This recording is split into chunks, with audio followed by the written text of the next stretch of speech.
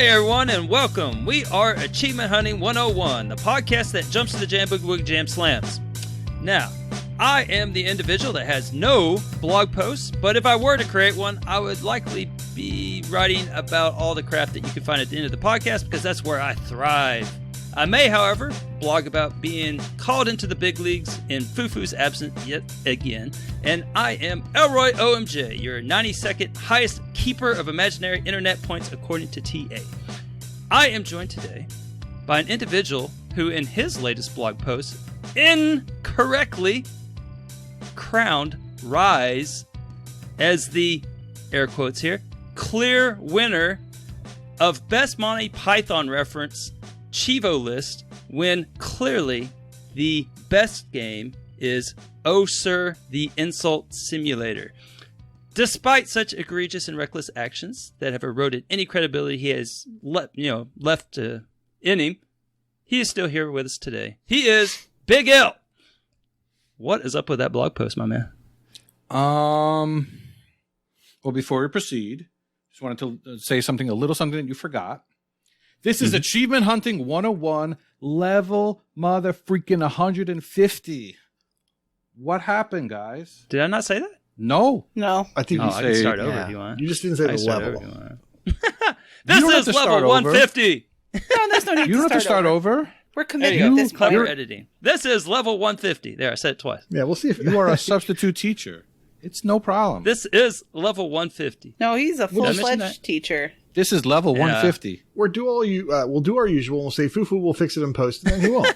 Right, exactly. This is going to come out exactly as you're listening to it now. This is where that goes. This is some excellent deflection Now- across, your gaff. Are that you talking have. about my 2, 3, 4, possibly 5-year-old Monty Python blog post in which I scoured the globe for achievements named after Monty Python and the Holy Grail references and the described best them? you came up with was Rise?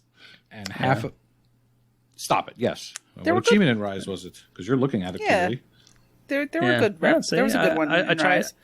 And half of the YouTube clips are deleted now at this point, so it's sad to look at the blog post. But I tried linking the source material and everything, so Monty Python fans could find it. I love. All right. You should be happy with this. All your segments are about pop culture references and achievement titles. You should be all over I was this. to say that could be something. Yeah, I should just borrow from it and make a segment that you can find at the end of the podcast because this is level 150. What level is this? 150. Hell, freaking yeah!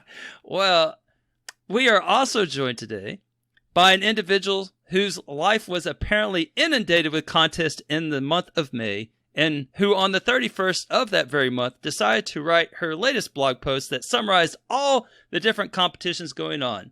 There was, of course, no mention of the massive gamerscore challenge that countless community members took place in over the course of the month.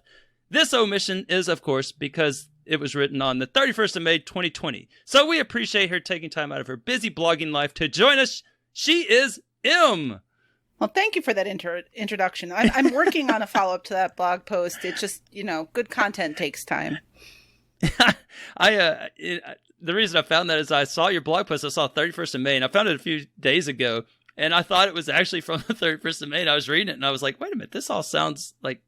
And then it took me almost to the end of it to realize that it was a year old, and I felt really silly. Well, a lot of it's duplicate content, right? I think it was still better completion. I know matter, it actually. and it was still relevant. It still applied. Yeah, it actually still applied. So that is timeless writing right there. I think that's going to be my hook. I'm just never going to write a blog post again. There's clearly no need. Copy and paste it. Just copy and paste it, and then repost. And lastly, I am joined by an individual who, in their latest blog post, is also involved in some serious competitions and has a direct link to a leaderboard where he is ranked 38th of the ever prestigious Foof's Ridiculous Annual Challenge. We are betting on him getting that Foof and flying up to at least 35th place. He is KooshMoose. Hey, yeah, I actually just posted a new one. Wow, that's super random. That's super interesting, Nate. I just felt like posting one just like a minute ago. I don't know what hit me.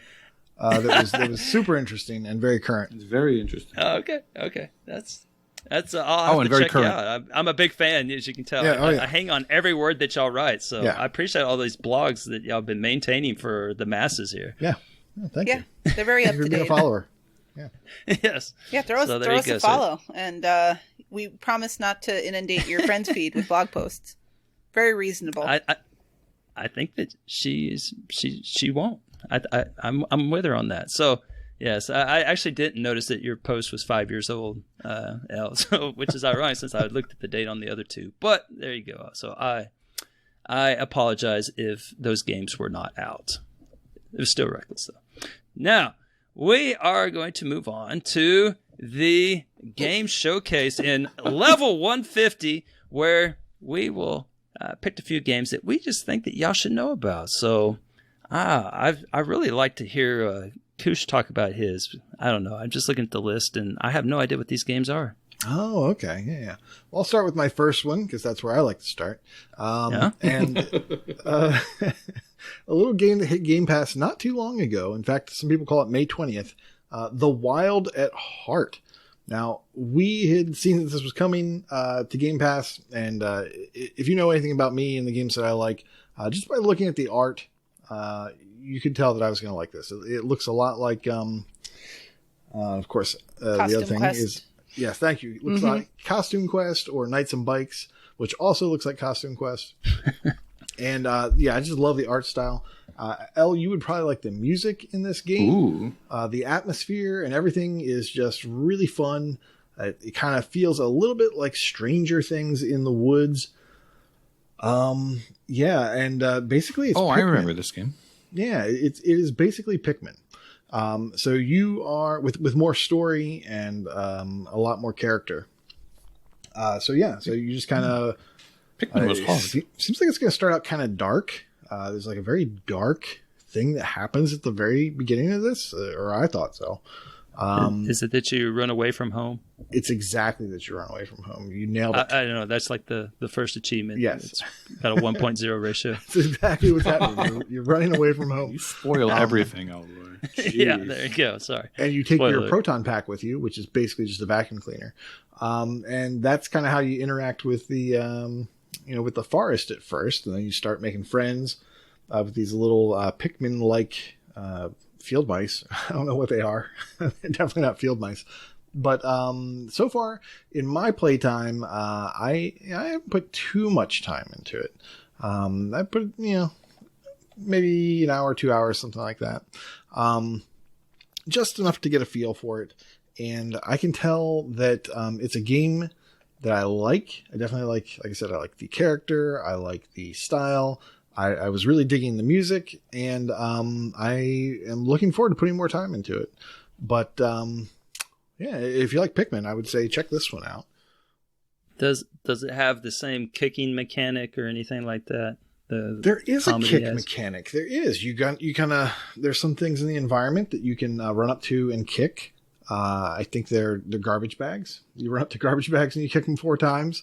There's like a little health meter on the garbage bag, and when it explodes, you can get some scrap, and then use that scrap to build different gadgets. You can improve your vacuum cleaner to make it stronger. You can also get seeds, and the seeds allow you to grow more Pikmin guys. And I think I'm about to get the next type of Pikmin, which will have different abilities. And you can carry up to, I think I had 20 following me recently.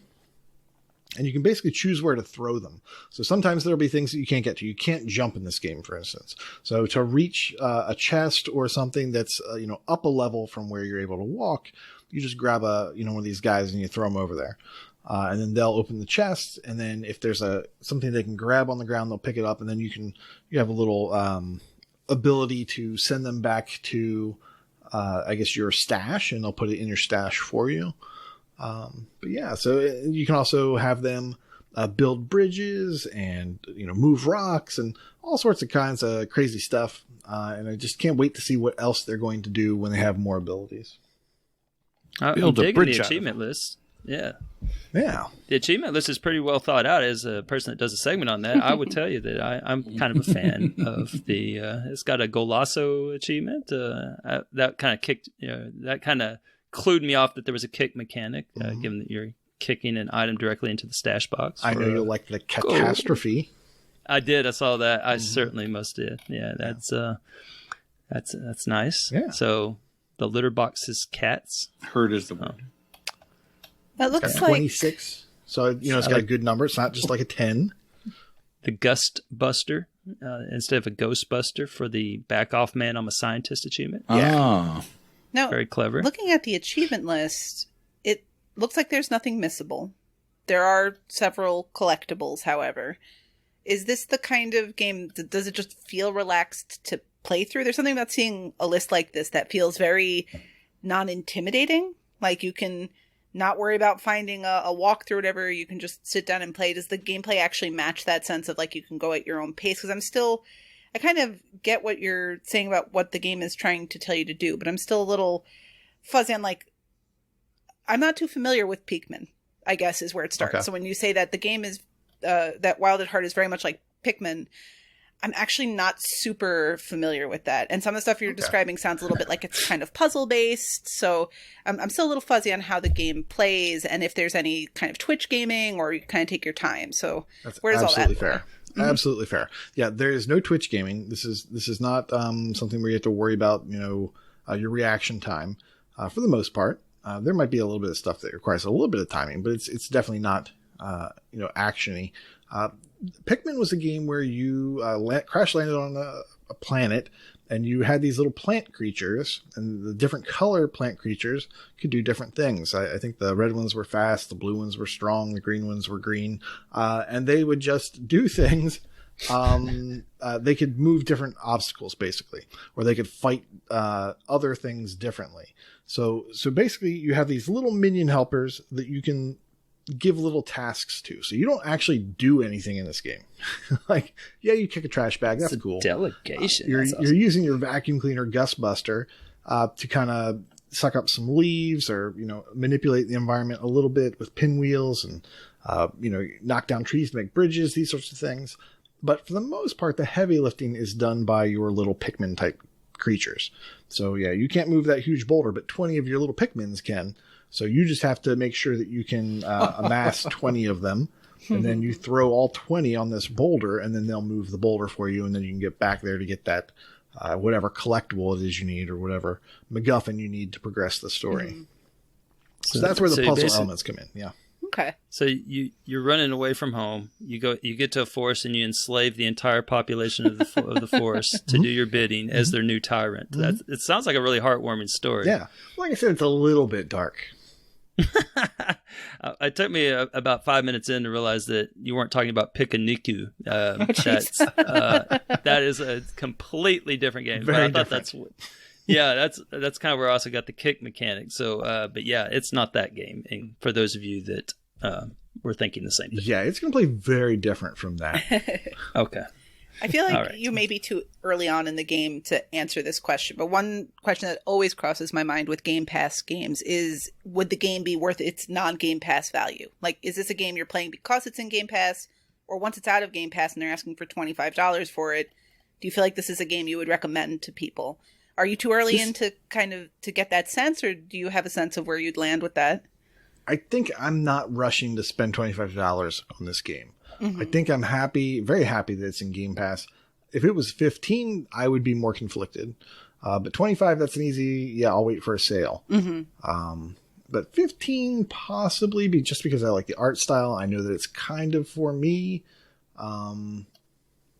It's also super accessible. Wild at Heart is on xCloud and it's on PC, right? It's also on 360, like so you can access it pretty much anywhere. So going back to another question you had about it was, are there missables or, is there pressure? I don't think there's a whole lot of pressure. There's some things that look like they might be missable if you haven't looked at the achievement list, but as you're playing, I think you can collect some things like kicking an item directly into your stash box. Yeah, so maybe you don't do that from the very beginning, but if you figure that out near the end of the game, you're still going to have a stash box. You're still going to have items. You could still do that. And I think a lot of the things here are, unmissable quest or, story-based stuff. and just, getting all the things. So I don't think there's anything that's missable, but I can't guarantee you that. You can ask Philip. He's already beat it. Philip Wendell with the completion. All right. Well, sounds like a new one. I never heard of that one. Yeah, so Wild at Heart. You had me at Pikaniku, but I'll have to do a little more research now. So I like that. I had you under false pretenses. I'm sorry. He did. All right. Well, he has like 4 games in his showcase, so we better get to El in a hurry because he has a lot to talk about, it looks like. Oh, yeah. Well, the eggplant potato isn't here this week, so, I could talk about whatever I want to, and he won't complain. He's on some beach somewhere, getting a tan, a sunburn. His, a lot of potatoes do, yeah. His bikini line. I don't know what he's doing. But, good potato. He's dreaming of Sarah or something. I'm not talking about that one yet. Oh, my bad. I was going to segue and say that since we're all old people here, I had a game in which you play as an old person, which you don't often see. And yeah, that's true. That is called CrossKrush, a rattle like a special, but it's Crush with a K. I mean, I don't know what popular franchise would just put a K instead of a C and just hope for the best. I mean, I don't know. I really don't understand why they did that. It would probably look better with the C, alliteration and all that. Well, it is a spin-off game of Just Die Already, isn't it? The same. I mean, depends how you play. If you want to play you can just get hit by all the cars. So basically, it is considered a puzzle game, but you don't. At first, you're like, "What is going on here?" So you take control of a man or a woman. I believe the man's name is Henry. I forgot the woman's name. We'll say Ophelia or Gertrude or something like that. I don't know. And I think the game is actually co-op, but I didn't try co-op mode. So basically, you run down the street and you, for no reason at all, you blow up cars. And the more cars you blow up, you get a combo. And that's basically the gist of the game. Unlike most Rattle-like games, it takes more than 10 minutes. The estimate on TA is 1 to 2 hours. You have to go through at least, I think, 8 of the levels. Because there's an achievement for playing the last wave of level 8 on the hardest difficulty. There's a couple of guides for that one. That one's not easy. There's a trick to go through the first bunch of waves. Now, someone said, ask you if you did that. Yeah, well, did you get it to work? I was reading that if you stand in the right place, the cars will just go past you. Yeah, but that didn't work. It doesn't work. No, one of the commenters said just go all the way to the back left and keep holding left, and that did work. So you just hold down left, and it works. Yeah, well, now you know. I had to play that legit. That was not uncalled fun. For. So you can cheese it a little bit, but it'll still take you a little while. I don't know. I thought it was a little bit charming. You're an old man. And if you can't blow up the cars, you whack them with your cane. And there's achievements related to killing cars with your cane. Yeah. Does anyone else play this gem?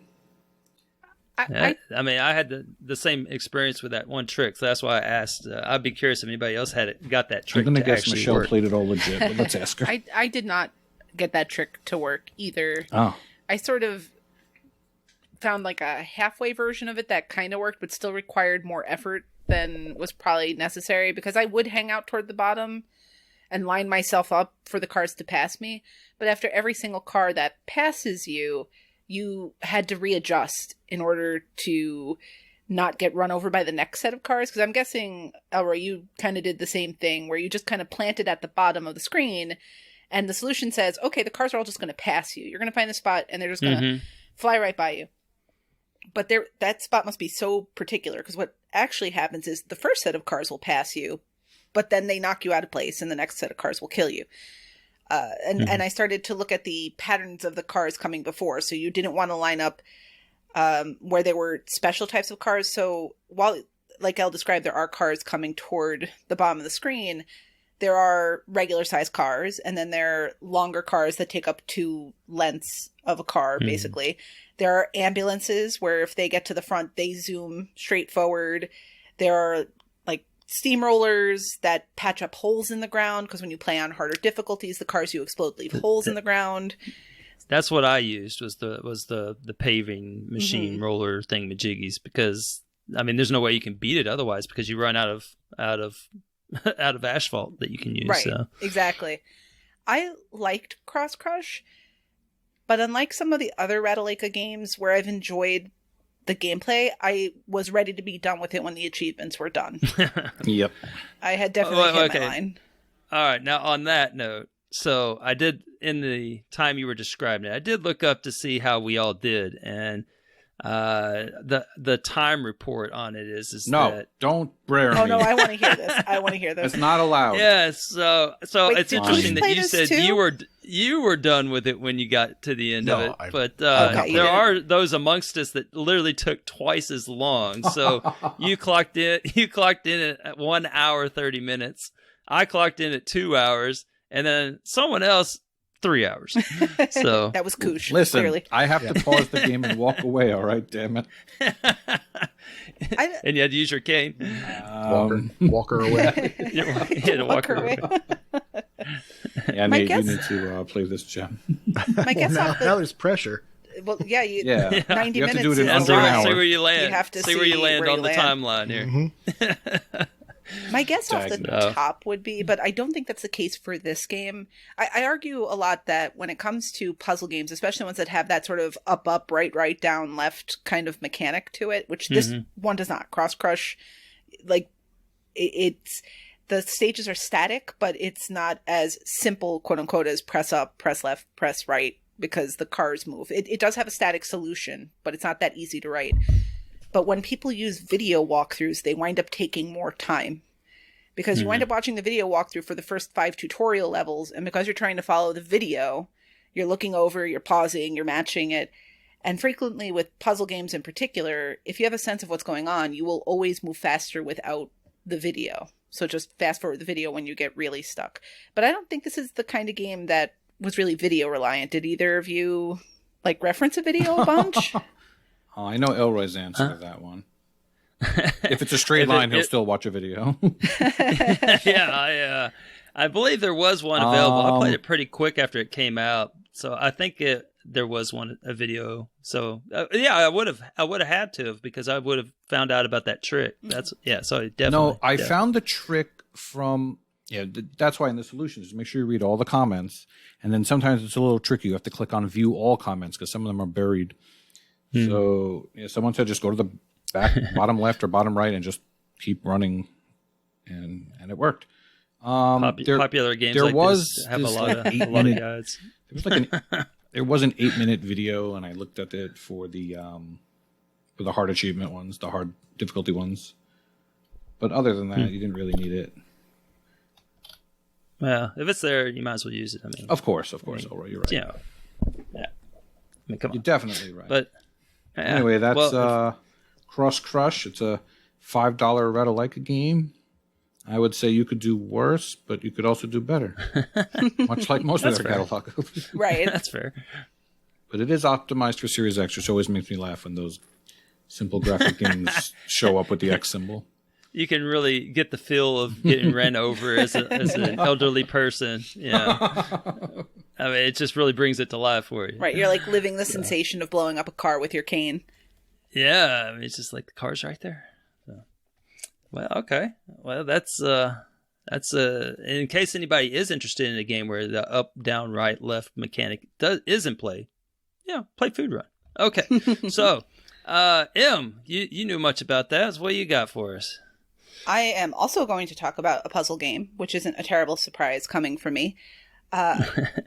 Last week or 2 weeks ago, I want to say, I think the last time I was on, Puyo Puyo Tetris 2 had gone on sale. And so I finally picked it up. As you all know by now, I love puzzle games. That's my genre of choice. So the first game I was able to play because Elle had imported it, so I was able to play the Japanese version on the Xbox as it's region free. I got the completion, which wasn't terribly difficult to do. It just takes some time and some grinding. And thankfully the second game was released in American markets, which is awesome because it's so much easier to access. For the most part, up till now, I have been playing the adventure mode, which sounds silly and kind of is. They built a storyline for it, so Puyo Puyo and Tetris are two different franchises. Tetris is obviously Tetris. Puyo Puyo, in case you're not familiar with it, which I think most people are by now. But growing up, as we did, in that Nintendo, Super Nintendo era, Puyo Puyo never really came over here as Puyo Puyo, but if you played Dr. Robotnik's Mean Bean Machine, or if you played Kirby's Avalanche, you played Puyo Puyo. They just called it something that would make it more friendly for sales in the United States or in other English-speaking markets. So they actually built up this little story where something has happened where Puyo Puyo exists in one world and Tetris exists in another world, and something's trying to break the barrier between the two. So that's why you wind up with these different game modes where you're playing Puyo Puyo versus Tetris. But what's interesting in a lot of ways to me is that the game assumes that you played the first one, which wasn't translated into English in America. So there'll be these references to, you seem familiar, like I've fought you before. And us Xbox players didn't actually get to read that in English. It was released in English on PlayStation, but not for Xbox. So that I found interesting, but Wow. It really doesn't change the gameplay. If you like Puyo Puyo or Tetris, it's a lot of fun. It's bright, it's colorful. Like, I like Tetris Effect, but it's very, I don't know, like arty. Has everyone here played Tetris Effect, right? Because it's free Xbox Series X. Very arty. I like that. Yeah. Yeah. Artsy It's definitely fartsy, very as we say. arty. Yeah, it's, Yes. It's going to win an Oscar or something like that's that. how it Yes. feels. Like, it's a little bit like a independent theater version of Tetris. And that's great. I love what it's going for.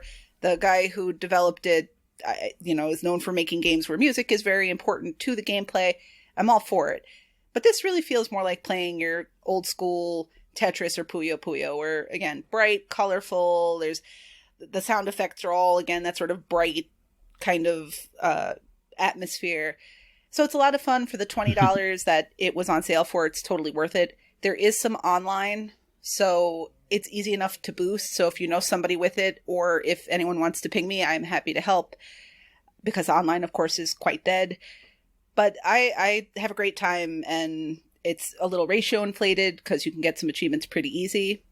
I'm having a great time with it. What? So the online's already dead on it? It just came out in December. I mean, the online was never really alive. Yeah. Especially on Xbox. I don't believe it's cross-platform. But there was one other thing I wanted to mention that I had forgotten. When you start the adventure mode, there's something on there, I believe, that's like a dynamic difficulty. So the game pays attention to how you're doing and slides the difficulty based on how you're doing.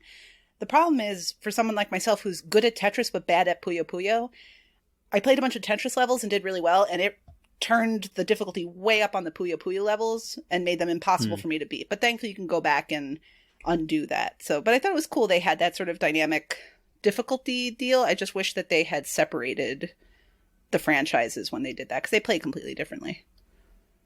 Yeah, that's not good. I mean, I have no idea how to play Puyo Puyo. And so, I mean, yeah, I've been like, what the hell, man? So, can you get the Puyo Puyo first and then really set the bar low for your Tetris? Or? It's the adventure mode it's individual battles. Like the whole story is framed as you're battling somebody on the other side. Sometimes they're your friends, sometimes they're quote unquote enemy characters, but nothing's ever really that serious. So I guess you could throw the difficulty if you wanted to, but you can just readjust it in the menu, so you don't lose anything one way or the other. And the game doesn't compel you to play on a higher difficulty for any reason. So you play to what you're comfortable playing at. Okay. I think you answered my question when you said you got it for $20. Would you have been okay paying $40 for this? Loaded question. Quick answer. If we didn't have Game Pass and all that stuff, that already means that we have so much accessible. 100% absolutely. If you were asking me this question when I was buying a handful of games a year, $40, that's a discount price. $60 is a full price new game. But now when we have all this other stuff to play, I almost did buy it at full price, but I just had so much other stuff kicking around. So I did wait for that sale. If this is the kind of thing you enjoy playing, it probably is worth that for you. But most of the people in this community, there's plenty on our plates. It's worth waiting for a sale. Gotcha. It is a Sega game, so that used to mean something. Ouch! Ouch! Yeah, Sega. Yeah, but yeah. So if you want to play Tetris and then another game with a bunch of colored balls, then you would get this one. If you want dolphins jumping out of the water as you submerge and mingle with sea life and play Tetris, then get the other one that's on Game Pass. So. That's Echo the Dolphin. More arts. Elroy. Dolphin. I did it on purpose. You know what I'm saying. Oh, here we go. So, all right. So, your turn. So I guess I get to say something now. I'm curious what you've played, since it's been a little while since you've been on the panel. We haven't gotten to hear. I mean, I'm sure you've played hundreds of games literally since the last time. Gosh. You Yeah, sat in that it chair really with us. has. Yeah, so I really had to think about what was the focus I wanted to go with. Empire Lost. Oh, sorry. Like, Something in my throat. Oh man, yeah. So, okay, so let me just say something about that real quick. So, competing in that contest, it was awesome in a way because I think I'm not 100% sure, but I think I have more gamer score than anybody else that entered that thing. So, I've already played all those games, and so for me to get anywhere near the numbers that I got, I really had to scrape a barrel here because, I've already played all those games. That's why I have a high gamer score. I mean, I haven't played a bunch of good games. I mean, come on. So, so that was very challenging for me to find games that I hadn't already played. And then, someone else could just drop 10,000 in like one day because they had so many more options, and I'm sitting here with like twice as much gamer score, and that's like literally 600 less options for me to choose from. But anyway, I'm not making excuses here. I'm just letting you know. So I played a bunch of really weird stuff, and I decided to get back to what I was working on the month before that whole thing went down, which was elevating myself on the beat 'em up leaderboard. So I've been kind of focused on beat 'em ups and party games. I really don't know why. I just enjoy a good beat 'em up. So I've been playing a lot of beat 'em ups, and so I actually have two that are kind of thematic here. They're beat 'em ups with a hero theme to them. So they're kind of the on opposite ends of the spectrum, kind of the yin and the yang of the beat 'em up hero genre. So how's that for niche and thematic? Okay, so the first one is the good side of this, which is OKKO Let's Play Heroes. Oh. Yeah, and I'm going to guess it's Japanese. Just a hunch. No, it's actually it's like a Cartoon Network game. Yep. It's like it's so I've never heard of it. It's so on the nose bad Japanese translation that there's no way it was actually a Japanese game. Yeah, it says OKKO. I don't know. KO might be the main character's main name. I'm not 100% sure even what the main character's name is because I see what they did there. Yeah, so OKKO Let's Play Heroes. It's apparently a Cartoon Network show that came out like a couple of years ago. I have not watched Cartoon Network since. So, I probably don't, Johnny Quest. It really wasn't around when I was watching cartoons, and I don't know, it wasn't available when I was in college. So there you go. But anyway, it's a beat 'em up, and the game revolves around some kid who's trying to become a hero. So his mom's a hero. He lives in a town of heroes, and so the kind of the plot is that everyone has a card. So don't worry. Now don't tune out because you think it's a card and board game, because I mean, it doesn't put the board in board games here. It is not a card and board game. It is just part of the storyline. So don't fret. And so everyone has a card that has their hero level on it, and then they get zapped. All right, so they get zapped by the main enemy guy that, if you're a fan of this cartoon, you probably know who that is. I have no idea who it was. He has a mustache. Okay. Now, a lot of the characters do, actually. Charlie Chaplin. You have... Yeah, it could have been. I don't know. I do have to say something about one of the characters that has a mustache, which is the main boss guy. You gotta look this guy up. I wish I could tell you his name. So I don't know, maybe boss guy, OKKO, but he like wears pants and a tie, and then his muscles are just all over the place. And I really like his character. And so like if you walk by him, he warns you. He's like, careful. My muscles could bulge at any moment. And so like you got to give him a wide circle because, you know, he might accidentally flex and hurt you. So I obviously like that character, but that has nothing to do with the game. That is, I think, probably a character from the show. So I can't really give the credit to the game. So back to the cards. They've been zapped. They have no power. So they have to get activated to at least a level 1 card. And then once they get to at least level 1, then you can call on them in battle. And then that's kind of the fight mechanic. So it's like a beat 'em up. And then you can, as you exchange fisticuffs, your power ups fill up. And then you can call on your card collection, which are the other characters in the game. And then they'll make a quick appearance and, wreak havoc on them. And then, you begin filling up the meter again. So that's kind of the fight mechanic. So, but the whole area is like a real small area. It's like a little shopping mall area. And I was trying to think of what this game was similar to, and I know exactly what it is. And it's not Doom. I know I'm foofing all, but it's not Doom. But Koosh, it is very similar to that Titif Mega Party game. I forget the exact name of it. Yes. Which is actually another cartoon or something, right? Or a comic strip or something, yeah, right? French comic, I believe. Yeah. So I played that recently, and it's actually really similar to that because, but instead of like, figuring out what to do and then, start dancing in place and then you have like a little mini game, you basically encounter like a box on the ground and you interact with it, and then it begins a fight sequence on a different screen. So it kind of loads the screen and it's, you just fight. And then when the fight's over, you return to the shopping mall area, and then you just kind of continue. So it was actually really similar to that, and it's same kind of similar gameplay. So if you've played that game, then this is kind of like a beat 'em up version of that. So instead of a mini game version, it's like a beat 'em up. So, but it's not terrible. It had a decent amount of comedy.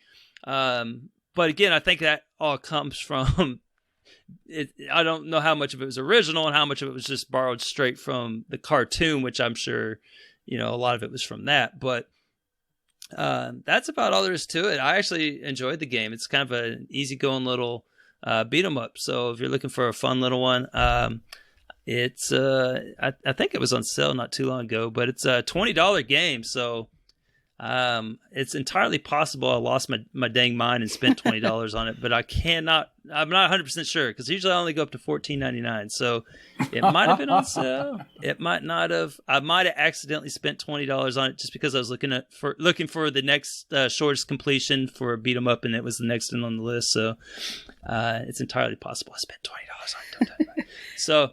But yeah, that was probably the game I've enjoyed the most in June, I would say. Like, okay, yeah, KO. And it's worth $20. It's $20. Right. No, but then it's worth $20 if you actually enjoy it. Yeah, I mean, right, I got $20 worth of enjoyment out of it. Yeah, I agree with that. The lowest price it's ever been is $14. So it's possible. You got ripped off. That wasn't recently though, was it? I don't think it was terribly recent. Okay, so I think I shelled out $20 for that. Yeah. Yeah, 2018. 2018. Yeah, I haven't owned it. I haven't been sitting on it for 2 years. So, yeah, wow. It's I know what that's like. I decided, why not? So it's got 469 whole track gamers. So very popular title from 2018. I was actually going to touch on that because it does have a very low tracked gamer pool. But it's been completed by 80 of those gamers, right? So it's clearly quite completable, and it really kind of crystallizes this strangeness we're in with using something like TA ratio, because I get the feeling if OKKO Let's Play Heroes came out on something like Game Pass, this would be something that's at like a 3,000 or 4,000 TAD. It's a 12 to 15 hour game, but nothing's particularly tough. It's probably not hard to get on your tag, I would imagine, right? I would guess the first achievement's pretty quick. Yeah, I mean, it's part of the storyline. You have to go buy a pack of cards, or else you won't be able to progress in the story. So okay, yeah. So it makes the game look almost deceptively like quicker or easier than it might be, because it's worth just under 1,600 TA, and once again, it's a 12 to 15 hour game. So it's interesting how all this sensibility has been warped with Game Pass, but it isn't in Game Pass. So you said you enjoyed it, but generally, if you're recommending to a fan of the genre, someone outside the genre, where does this fall? Is this something that would be an easy recommendation? Or, hey, if you like these beat 'em up games, you should pick this one up? What do you think? Well, see, I'm probably a bad one to ask, because like, for when I like a good beat 'em up, I like a old school beat 'em up, and this is not really this is kind of a hybrid beat 'em up, and where you have to like travel around, and then the fights, you're not like encountering enemies as you go. They're all scripted encounters where there's a box, you interact with it, and then there's a fight, and it's all on one screen, and the enemies variety is not great. So I mean, it's not a great game by any stretch. I mean, it's rated fairly well, but I don't think there's anything really overly special about it. I guess if you're a fan of the series, I mean, why not? But if you know absolutely nothing about the OKKO universe like I don't know anything about it, and you know, you might laugh a few times. There's a lot of comedy inserted in there, and some pretty cool mustaches, but yeah, I don't know. And all the achievements are in all caps, so that's got that going for it. This is true. I mean, yeah. And do you see yourself going back for the completion? Oh yeah, I'm gonna finish it, because it's I'm just trying to move up on the that leaderboard. Okay. So yeah, it's very doable. There's nothing that I've had any trouble with. Like, there's some that sound like they would be difficult achievements, but they haven't really been like building up like this really high combo. That's not really that difficult to do. Like, you have to get like combo 30 hits in a row. Like, you have one of those where you're supposed to talk with everybody in the game. That was actually really easy, but it sounds, it's like one of those achievements. It's like, oh man, this is gonna be a pain in the butt. And but no, I haven't had a whole lot of trouble. The biggest problem I've had is that at this point there's really no guides that I can find. Well, there's like a video guide, but it's a long game, so to try to figure out where you are in the video would take a while. So you spend a lot of time actually trying to figure out what to do. It doesn't really give you a whole lot of direction. But fortunately, there's only it's like a real small area. Like I said, it's like that mega party game. So like in that game, if I didn't know what to do, I literally just went to every single area and interacted with everything I could see. And that's kind of what you do here is like, I got a loop that I do. So I make a loop every time there's a new quest, and I eventually find it. Mm-hmm. So it's because I can't hardly figure out what they're trying to get you to do. So it could benefit from a little better direction, or a better, like a walkthrough would be really good. But yeah, I haven't found a good one to use yet. Need one of those 469 starters to commit to writing one. yeah, probably so. And yeah, there are video walkthroughs out there, but again, like when you're dealing with like a 15-hour game, it's just like, I don't know, it's hard to find where you're at. And I guess I should do that and just follow along, but I don't know. It hasn't been so challenging yet that I've just gotten totally frustrated. That would be my next game when I get to it. So, spoiler alert, it's coming.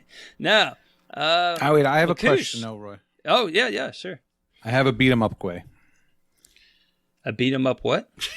Beat 'em up quay. Come on now. A beat 'em up? It's a segue.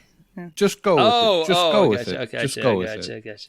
Okay. So in my haste, I added all of my Rattle Like a games to my game pool to be picked up for RTDL. Mm-hmm. Is this a Paw question? It is. I knew it. Oh, I love that game. That is an awesome game. Well, I could talk about Paw for a while. I was going to talk some Paw? Well, there's no time estimate on the site, which means that of the 76 people that completed it, people didn't bother putting in their time estimates. Shame. So I wanted to know, quickly how long you think it takes and if it was any good. I guess you liked it. Yeah, I liked it. It looks like my time estimate, or see, it says I finished it in 5 hours and 38 minutes, but I swear it was faster than that. I must have, I don't know. How did you know that? I think it's. I was going to ask about that, Koosh. I just I apparently spent too much time with Yeah, you. that's a good. That's After a good question. read my mind? 158 episodes I didn't write together. it anywhere. Yeah, Koosh has played it. He Apparently, has. he and I are. He's my only other friend that has played this game. I've and dipped my paws in. Yeah. Oh, nice. Wow. he's only put 2 paws Okay. in, Yeah, though. yeah. He hasn't committed that The third third paw paw. yet. So, yeah. Well, I guess maybe the better question is to ask Koosh, like, what is keeping you from? Did you just lose interest, or did it? Because it can be kind of, the difficulty can ramp up where you can't beat a stage and it can get frustrating. That's what happened. I was trying to go through this game. I thought this was going to be quick. So imagine you're in a contest where you need to score a lot of gamer score very quickly. What? And you load up your trusty, your known to be quick games, your Ratalaikas. You just download them because you know it's a Ratalaika. I'm talking 20, 30 minutes and I'm out. No, not the case with Paw. Yeah, so it's much more grindy than your typical Ratalaika. You're gonna wear out your X button because you're gonna be smashing people nonstop. All right. So yeah, I basically just didn't have comment time. on I will go back to it. But. All right, I can help all of you all out. here. Oh, okay. And I just did notice that I rated this a 5 because I actually did really enjoy it. So if you are smashing the X button a lot, you're doing it wrong. How you play this game, I learned this after the first boss just murderized me like 3-4 times in a row. I'm like, okay, so you apparently cannot get close to people. So ditch any notions of using a character that has any kind of melee weapon, and you need to use the archer. Just level up the archer. Don't use anybody else. Level up the archer and shoot the hell out of everything. And when they get close to you, you have a button that rolls. You just roll to the other side of the screen and then just start shooting them again. When they get next to you, roll, just rinse and repeat. That's all you have to do. You'll level up so fast, and the archer becomes, he has like 2 power-ups. One's like you call on something from the sky and like all this crap falls on them. And then the other one is like an ice shot that freezes them in place. And then you can just keep shooting them. And then when they get out of it, you just shoot them with the ice shot again. And it's really an overpowered character. So that's how you would beat it really quickly. So I'll probably spend a good 45 minutes figuring out that the archer is the way to go. And the only thing on this game that is, oh man, it's it's going to try you a little bit, is the main boss, King Bunnylord III. King Bunnylord III probably is called King Bunnylord III because he has 3 stages to him. So like you defeat him, and then you're like, okay, cool. Oh, dang, he's got another form, and then he comes at you with a different weapon, and then you defeat that one, and the second one's actually one of the more annoying ones, and then it's like, are you kidding me? This thing's got another form. I believe that there's at least 3 forms. There might be a 4th form. I was so happy when I finally beat that thing. And yeah, so the main boss is a little annoying, even with the archer. So, but anyway, if you use the archer, you won't have any problems. So, All right, to answer your question, thank you for that. to answer brief, your question, interlude. you're the one that brought up paw. I told you I can talk some paw. If you want to talk some paw, Wow. yeah, I can talk some paw. You knew what you were doing. He must have but my maybe like list up. probably 4 hours, 3 to 4 hours. Okay, I did in my So brief editing research. room, you just go back and just put 3 to 4 hours. Okay, great. There. In my brief research, I saw that the game was launched without an easy mode, and some certain YouTuber complained, and they put in an easy mode. Oh, are you kidding me? Do you remember if you played it What the hell? with an easy? Okay, well, it's still supposedly hard with the easy difficulty. But Oh, I don't know if I played easy or not. I played it pretty soon after it was released. Oh, yeah? So let's see. It was released in December, and I played it in December. So there you go. And the other thing I noticed, Michelle, get excited, is that this game seems to be 4-player local co-op. I'm busy I can that see day. that. It's very similar to Castle Crashers in a Michelle's way. busy. I mean, there are some Castle Crasher aspects to it. I mean, so it sucks. the whole game is awesome because it's like the whole premise of the game is pretty funny. It's all about a bunch of animals that don't want to wear pants. So that's the whole point of the game. All right. Speaking of which, I think it's Koosh's turn. Yeah. So there you go. He wears pants. He's Koosh. What's up? Sorry about Level that, 150. Koosh. Go ahead, bud. Okay. No problem. The next game I want to talk about, and the last game I'm going to talk about in this showcase, is going to be brief. It is Troll and I. Brief pants. I get it. I didn't mean it, but I get it. You should be forced to wear them though. So Troll and I, we have recommended this game in the past, but to my knowledge, no one has played it. I recommended it for sales back on episode 143, and Matrarch recommended it back on L's favorite episode, level 69. Nice. And I had always intended to try this out. Well, it's on sale this week, so I said, I've been looking at this thing too many times. I've recommended it. We've recommended it several times. I need to actually put some time into this thing. So I picked it up and I played it. And Elroy. Oh, Elroy. What's up? This game needs to be... Is it horrendous? It needs to be reviewed by you. Like, I tell you what, that 1.9 stars really has caught my eye a little bit. you need to play this game, my friend, because I do like a good bad game. You will have so many things to say about it. It is essentially, okay, so this was released in 2017, so it's a little bit older now. It is essentially a bargain bin Tomb Raider game. How deep in the bargain bin are we talking here? Well, we're talking. It's a next to all the sports games. It's a very mediocre game, but it's like so mediocre that it's like gone beyond mediocre. And now it's good because you can just laugh at how mediocre it is. Yeah, it is essentially a Tomb Raider like game. It's action adventure. There are cutscenes, or of course there are cutscenes, but in Elroy land, they're all skippable, like with a button. Oh, for real? You go, boop, and it's gone. You go, boop, and it's gone.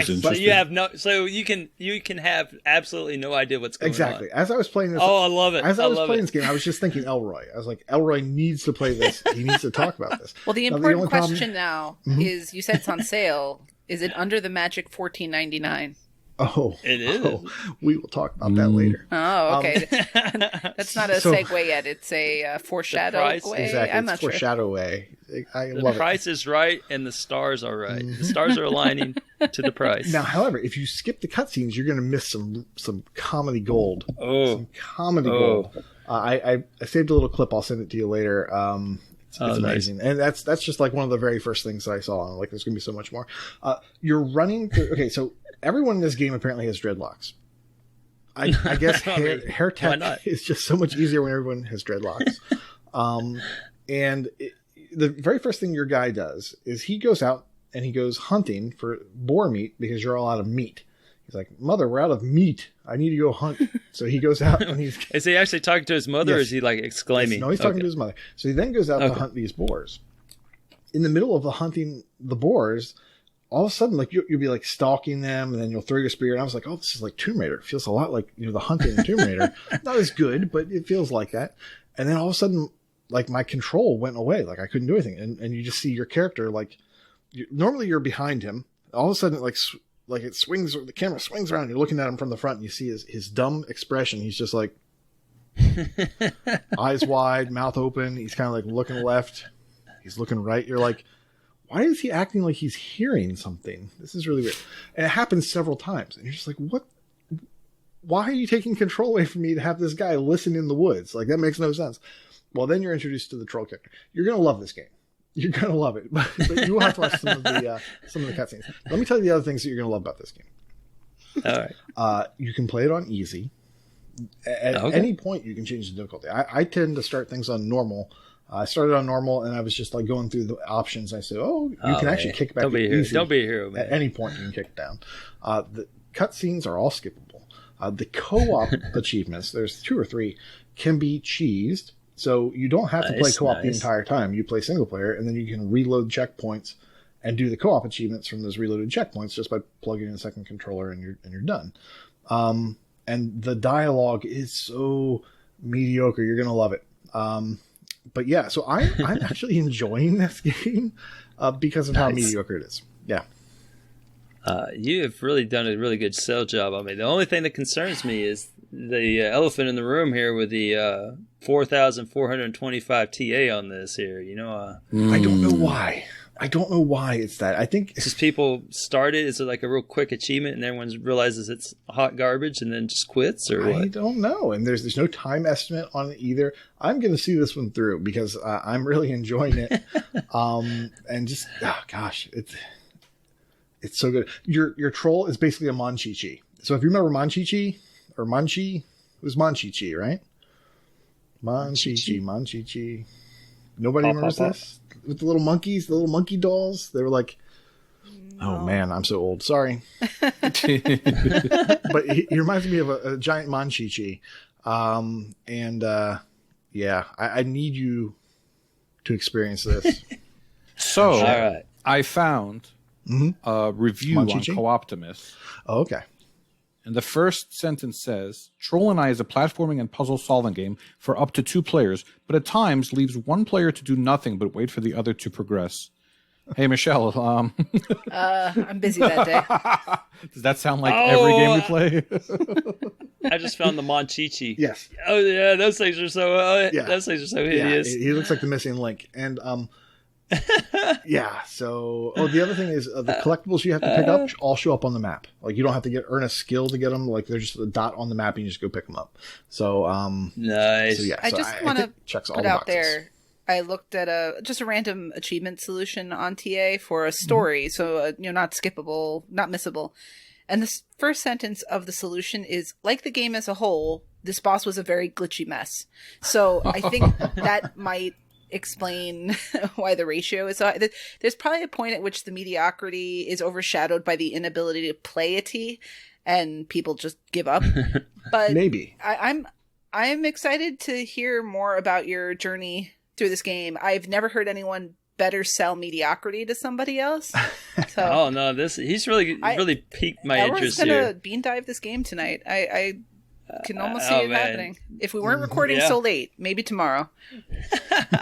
This is definitely going in the stash for a certain contest at some point in the future. But this 4,000 TA here. But yeah, so I figured I had to check it out. And as I was playing it, I was like, okay, I can just hear. I can hear Elroy's segment in the back of my head talking about this and one thing in particular. It's just this one line in particular because you like to pull out the stupid lines like fish for sale. Yeah. I can just hear this other one that you're going to pull out. But so that's it. So Troll and I will talk about it a little bit later. The challenge going forward is to see how many of Elroy's segments the Troll and I game winds up in. I'm fascinated to follow this. I like it. I like this. Koosh, you might have made my day. I might have to check this one out. I almost bought this once. It was in a bargain bin at a GameStop somewhere I was at, and I almost bought it. I almost did, but I think I got scared off by the TA of it. So, well, I'll let you know later if the TA is worth a squeeze, but the content definitely is. I like it. All right, man. I don't know. That's tough act to follow there. I mean that. But I'm sure M is up for the task. So, I mean, why me? We've talked paw, and we've talked some trolls, and I mean, You want me to go next?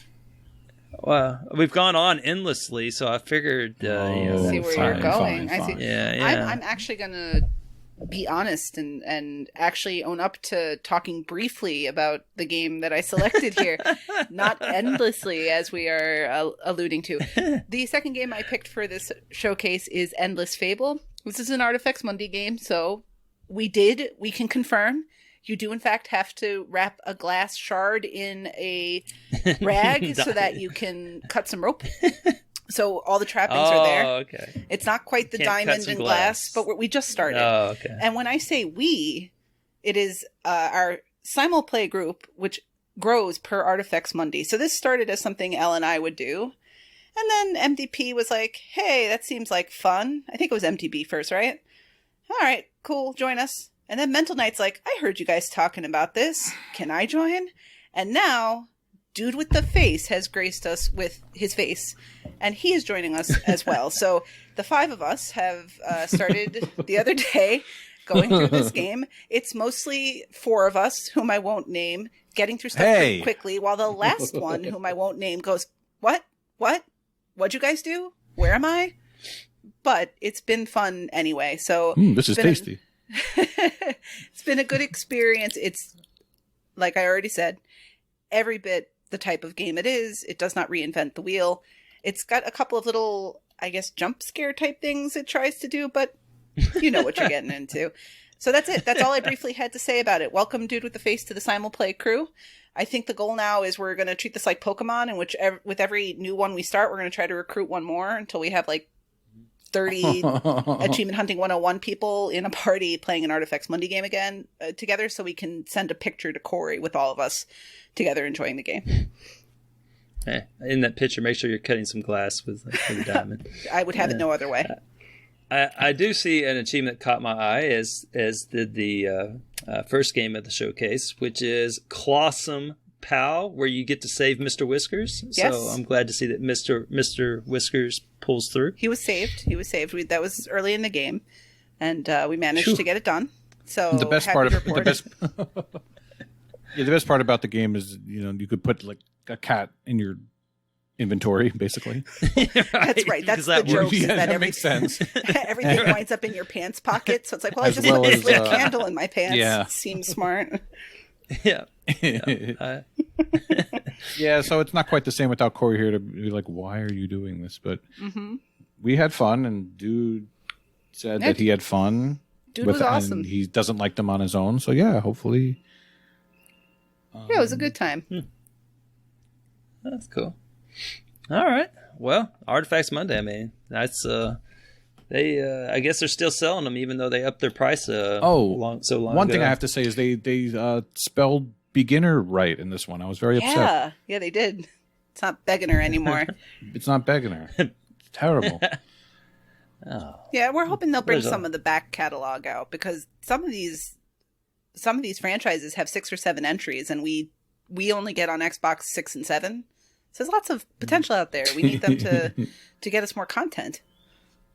Yes, I looked at there are 4 Endless Fable games, but we only have the first one, so fingers crossed. Yeah. Oh man, maybe it'll be like Davy Jones Part 2. Someday they really rode that. Yeah, they rode that one hard. All right, Mr. L. I think you have like 5 more games to talk about or something. All right, if I could be brief, I played a rather like a game called Dreaming Sarah, and this time I said to myself, I'm going to try playing this one legit without a guide and see what happens. So I probably got through, I don't know, maybe I tried for like a half an hour. And then after a while, I couldn't figure out any other things to do, so I consulted a guide. And Koosh, wouldn't you know it, once I had the guide out, that was it. Guide was in play. That's all she wrote. It was the part... Well, who's played this game? Probably just Elroy, right? Do you remember this game? I played it. I played it for 59 minutes as opposed to your 5 minutes. 5 hours and 20 minutes. I didn't play for 5 hours. See? It's definitely... I think the quick resume keeps your time. I'm really convinced of that. In my defense, that 59 minutes, I actually made a really terrible mistake, and I forgot to grab something in one of the places I went, so I couldn't figure out what I was missing. So my time's actually high compared to what some people probably did. Yeah, I had to like backtrack severely. So see, the other funny thing is that we played so many games during the last month or two that I have to ask you if you remember this game. No, I do. It's kind of a really dark one. I had to go look it up to see what it was actually about, because I didn't understand it at all. It's weird. But I could tell they were trying to tell a story. Yeah. So the genre says platformer, and I really wouldn't agree with that. I was trying to make a case for it being Metroidvania. Or a Castleroid game. Yeah, absolutely. I kind of want Koosh to play this game so you could see, because basically, as you progress, you're going to find items, and then you know how a great Metroidvania game, you'll open something up and then you'll wind up at a certain part of the map and you'll be like, oh, now I can get back here quicker. It does that a lot. Yeah, it has that. Yeah, it does have that. It has an interconnected map, but it doesn't have a double jump. So I think it's disqualified based on that alone. I liked this game. Vulgar said he had something glitch on him at the very end of the game, so he couldn't get the completion, so he hated it. Corey said he didn't like it. I didn't hate it. That's streaming, Sarah. I'm chomping at the bit to get back to this other game that I started right before we started recording, and I'm almost done with it. And that is Oliver's Adventures in the Fairyland. Now, on our last episode, I played a different Victory Road game, and I didn't speak too kindly about it. That was Akalesia. I played that and Dark Sauce. Yeah, they're on my naughty list. But this game, I don't hate. The next question Elroy's going to ask me is if I used the God mode, and I'm going to say yes. You better have. Yes, I definitely did. And it's funny that I didn't even know about it until Inigo Montoya said to me, I would have saved a lot of time in this game if I had known about this God mode. So he went through the whole game. It's in all their games. Do you have it memorized yet? That's a better question. Has it burned a hole in your brain to the likes of the Konami code? It's similar to the Konami code, but I don't think I have it memorized quite yet. Okay. So, I tell you, if you want to memorize it, I can't even remember what the name of that game is. Caves and crevices or something. But you have to enter it like 100 times or something like that. It's up, down, down, up, right, left, right, Y. That's correct. Of course. You're talking about caves and castles? That's it. Yeah. Crevices because sounds every better. Time, caves and crevices. As long as it's not chasms. It's a plumber simulator. No, it's no, with that one, every time you get to a puzzle, you have to enter the code, and so you hit pause and you enter, and so your completion time is dependent on. Well, actually, you have to spend 2 hours in the game, but to fly through it, you have to enter the code, or you chose to enter the code. You have to. You bought the game. You have to enter the code because otherwise you'd have to play it. Oh, yes. Okay. Yeah, it's Cheevo hunting rules. It's part of the code. But I'm sorry. Go ahead. That's okay, Elroy. This is why we invite you on to hear your psychopathic rants. Well, in all fairness, how did we go the whole month of May talking about crap games and I never got an invite? I mean, go ahead. That's what I do 12 months a year, and well, it's for the reason you said earlier. You'd already played most of them. Yeah, that's true, but this was the I bottom could of the have gave you barrel. some insight on paw. Use the freaking archer. I mean, anyway, that's okay.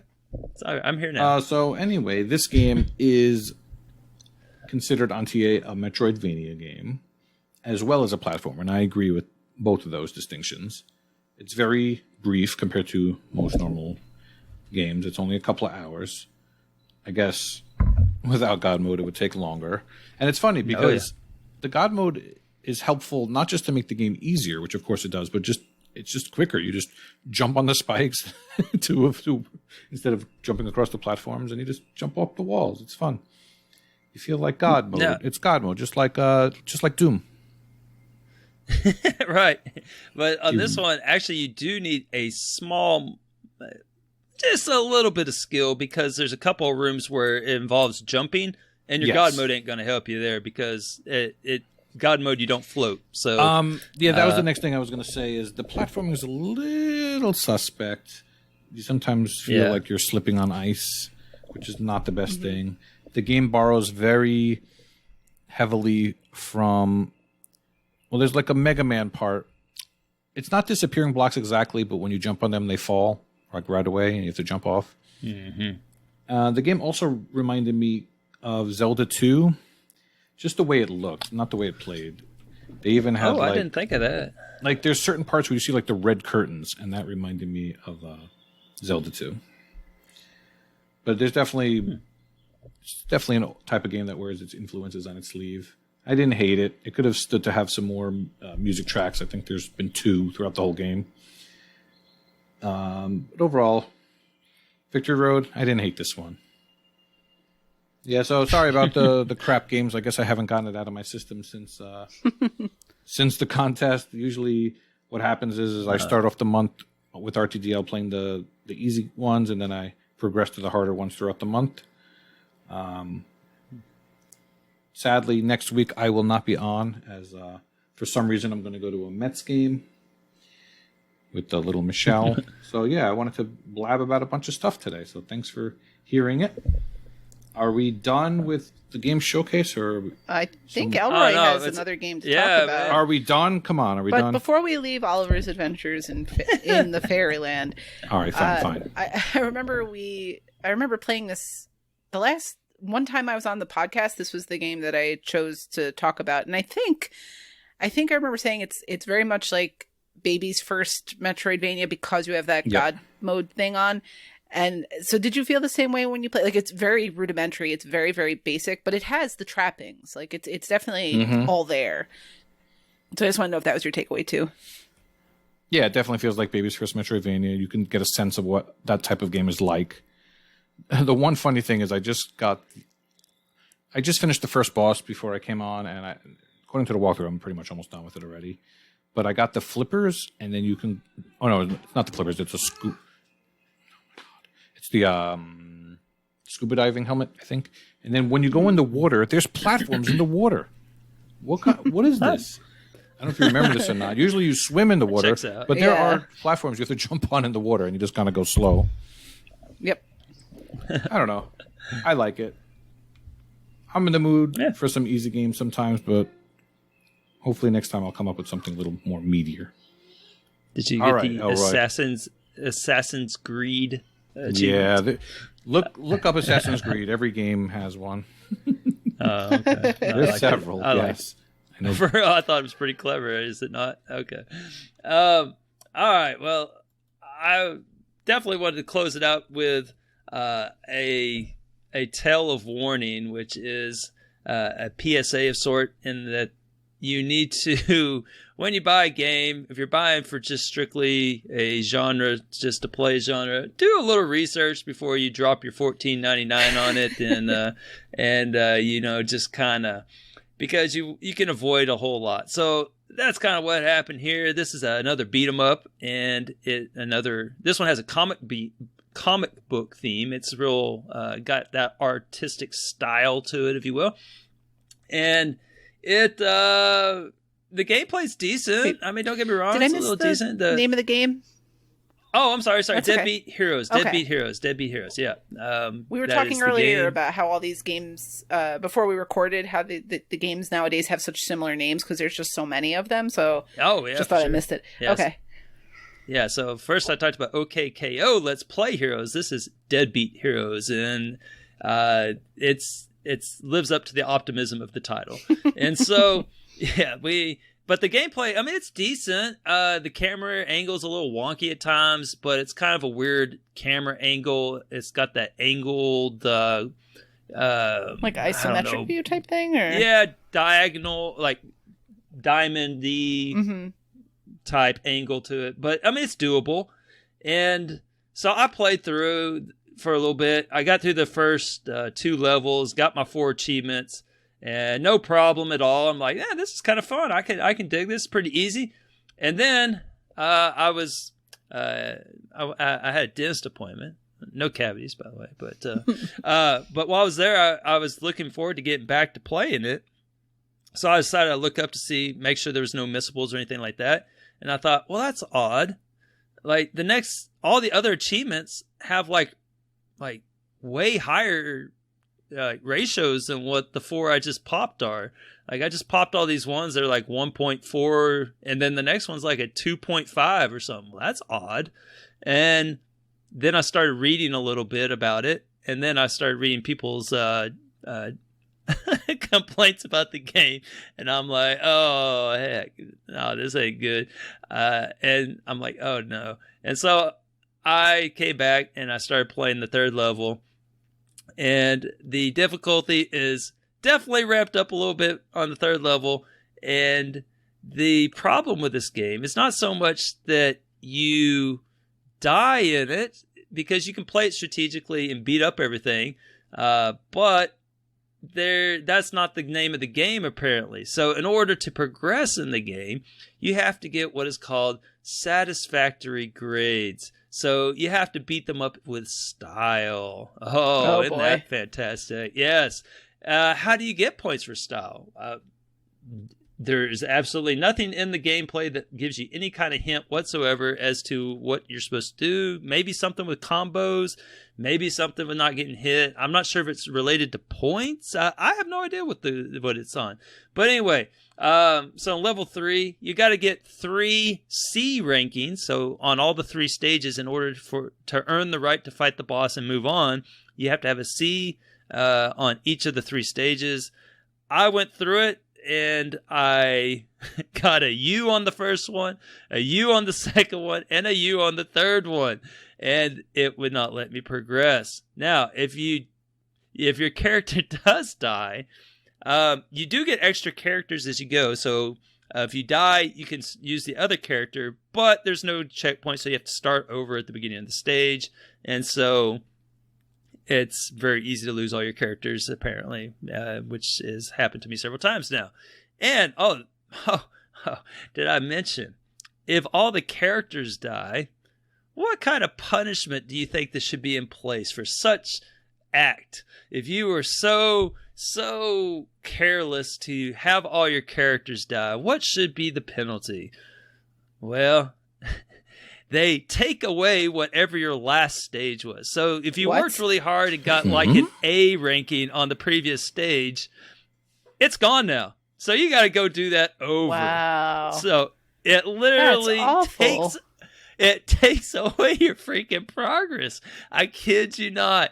I read that and then I went and played it, and it happened to me. Granted, it only took away one of my U's, but it literally undoes your progress. Like, what kind of... I mean, that is just... I've never heard of that even. Like, that's like permadeath almost. It's kind of a version of it. But anyway, do not buy this game. I have since gone back and I played through it again. You have to play through it and just... I played through it real skillfully and I got 3 U's. I just started button mashing, and I got a C, and then a D. So I got to go back and play the 3rd stage, and I don't know how much longer I can last on this game, especially knowing if I die, I'm going to lose one of my C's. So it's like, it's just frustrating. So please don't buy this game. Don't support this game. And always read up on a game before you make a lofty $14.99 purchase like that. So there you go. So Deadbeat Heroes... No. It's I can't get with a game that undoes your progress. Yeah, Sorry. I don't even have any follow-up questions after that. The list looks like it's all story-based, and if they're going to implement design choices that make it impossible to progress the story, there's really nothing else to ask. Well, here's one thing to ask. What happens after you beat a stage? Well, it goes through a closing sequence, and then instead of kicking you to the main hub, it exits the game and like puts you in the menu, and then you have to like go through the menu and open your game up again, and then it's like, what? I don't even know. Like, it seems like it would kick you back to the main hub, but no, we'll just kick you back to the main menu. That's just one of the many perks about this game that you would love. So, but I could get with that. Just don't take away my progress. Don't do that. I worked hard for that C, and I don't want to lose it. So there you go. So that's all I have to say about that game. I don't know if that was brief or not. But I do know this is level 150, and we have moved on to the news section. So I just got finished talking a lot. Did someone want to take the second thing there? I think Koosh should take that second thing there. How about I take the second thing? There's a PSA. Okay. E3 is happening this Sunday, June 13th at 1 p.m. I'm going to read what Elroy wrote. 1 p.m. Yank, 12 noon Hick. I didn't write that. 10 a.m. Surfer Dude. Be sure to tell everyone to join hashtag Gaming News in the Discord and talk about the conference as it's live. And that link for Discord, if you don't know it, is discord.io/AH101. That's 11 a.m. Lyme's disease time. So I know this is jumping forward a couple sections of the podcast. But as we will talk about later, there's not a lot of Game Pass news going on. And I think we're all pretty much in agreement that that's because E3 is looming. I would be shocked if we didn't get some drops as we were watching the show. Like, oh, and by the way, you can download this now. So it's pretty exciting to think that we can have that kind of immediacy with stuff that gets announced. So definitely join us in Discord for it. It's going to be a good time. We should set up a special prize for whoever can correctly or most closely guess the number of times they'll say Game Pass exclusive. We could do that. We can make a bingo card. Yeah. You know. Oh, I like this. Man, we can have some fun with this. Yeah, absolutely. We've got 5 days from this recording, 3 days from when it drops. So if there are more clever people who are more attentive to the news who want to throw in there, I know one of the spaces should be Final Fantasy VII Remake announced, because that's one of the rumors that's been living on forever. But we'll see what comes out of E3. This is the first big show since the big Bethesda acquisition. Obviously, Microsoft, as awesome as the Series X has been, still continues to get dinged on lack of first-party exclusive or lack of exclusives, period. So I am sure they will come out swinging at the show. All right. Take a shot whenever you hear world premiere. Yeah, Game Pass exclusive. Well, I tell you what you're not going to see, because it was a story on TA, and that is Dead Island 2. So let me tell you something. I was a Dead Island fan, all right? So I played through the first two. And if you even go look at my tag back in 2013, back when I was completionist, Elroy, Dead Island Riptide was literally my second completion ever. Like, ever. I was like, I played through the Dead Rising games, and then I played Dead Island, and then I was waiting for this game, and then I figured out that I needed to, find something else to play because it wasn't happening. So, and I was actually looking forward to seeing what happened with all the characters, because at the end of the second one, there's a mysterious yacht cliffhanger. Is everyone dead? Is everyone alive? I was really wanting to find out. It doesn't really let you know one way or the other.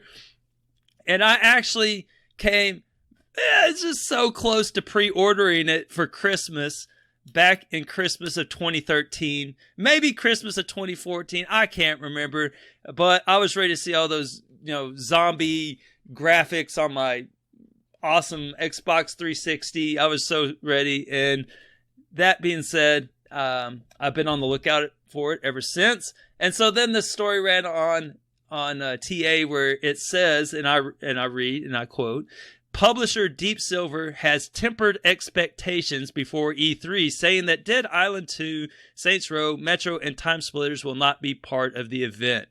So I'm supposed to temper my expectations that the 8 years turnaround time for a sequel is a little too aggressive for you. Is that the expectation that I am supposed to temper? Basically, it's a zombie game. You just make it where you kill zombies, put like a really bad voice acting in there, and predictable story arcs, and I will play it and buy it, and it's not complicated. And but anyway, so thanks for letting me know, Deep Silver, that I should temper my expectations, and maybe I'll get it before 10 years, and then Metro and Saints Row, whatever. The same way I used to temper my weapons at the workbench when we played Dead Island. Oh yeah, that's a joke that goes way back. So I have a question. So how come Dead Island Riptide and Escape Dead Island didn't get the sequel designation? Were they less than? Like, they weren't like, I don't know. Yeah, I don't know why Dead Island Riptide. Why did they do that? It was a different group of characters, though. It was a different group of characters, the Riptide group. It was, so they used different characters. So I think they were doing like a second group of characters. And then I think Dead Island 2 originally, it was supposed to be set in LA, if I'm not mistaken. And it's like, it's kind of like what happened, the part of the story that is in California. And I think it was supposed to take part after the events of the first one, not Riptide. But the yacht ride was in the second one, so if I remember right. Now it's all running together. It's been like a freaking decade, so I can't remember now. Yeah, we used to settle for bad games like that. Now we just play good games, right? Definitely. Right, yes. Yes, our standards Yeah. have Oh, I have a increased PSA substantially. myself. Oh, I'd love to hear it. Minecraft has new achievements. What the heck? Oh, Evergreen. man. Oh, man. Oh, I don't yes. know why I thought they You're were right. done. I could say that anytime, and it'll be right. That's true. I was looking. Just save it for the contest. It looks like. Oh.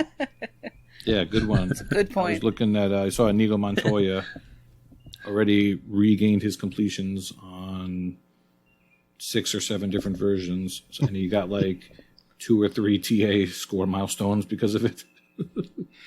Oh, man. You know how that. There's already an achievement world. It looks like so.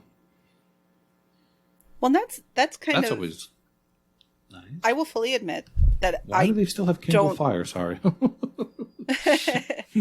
I will fully admit that I don't really get Minecraft. Like, I think it's awesome that it's successful and people across all age groups seem to enjoy it. And I like, for me, Minecraft is something that was started on my Xbox because my nephew played it once.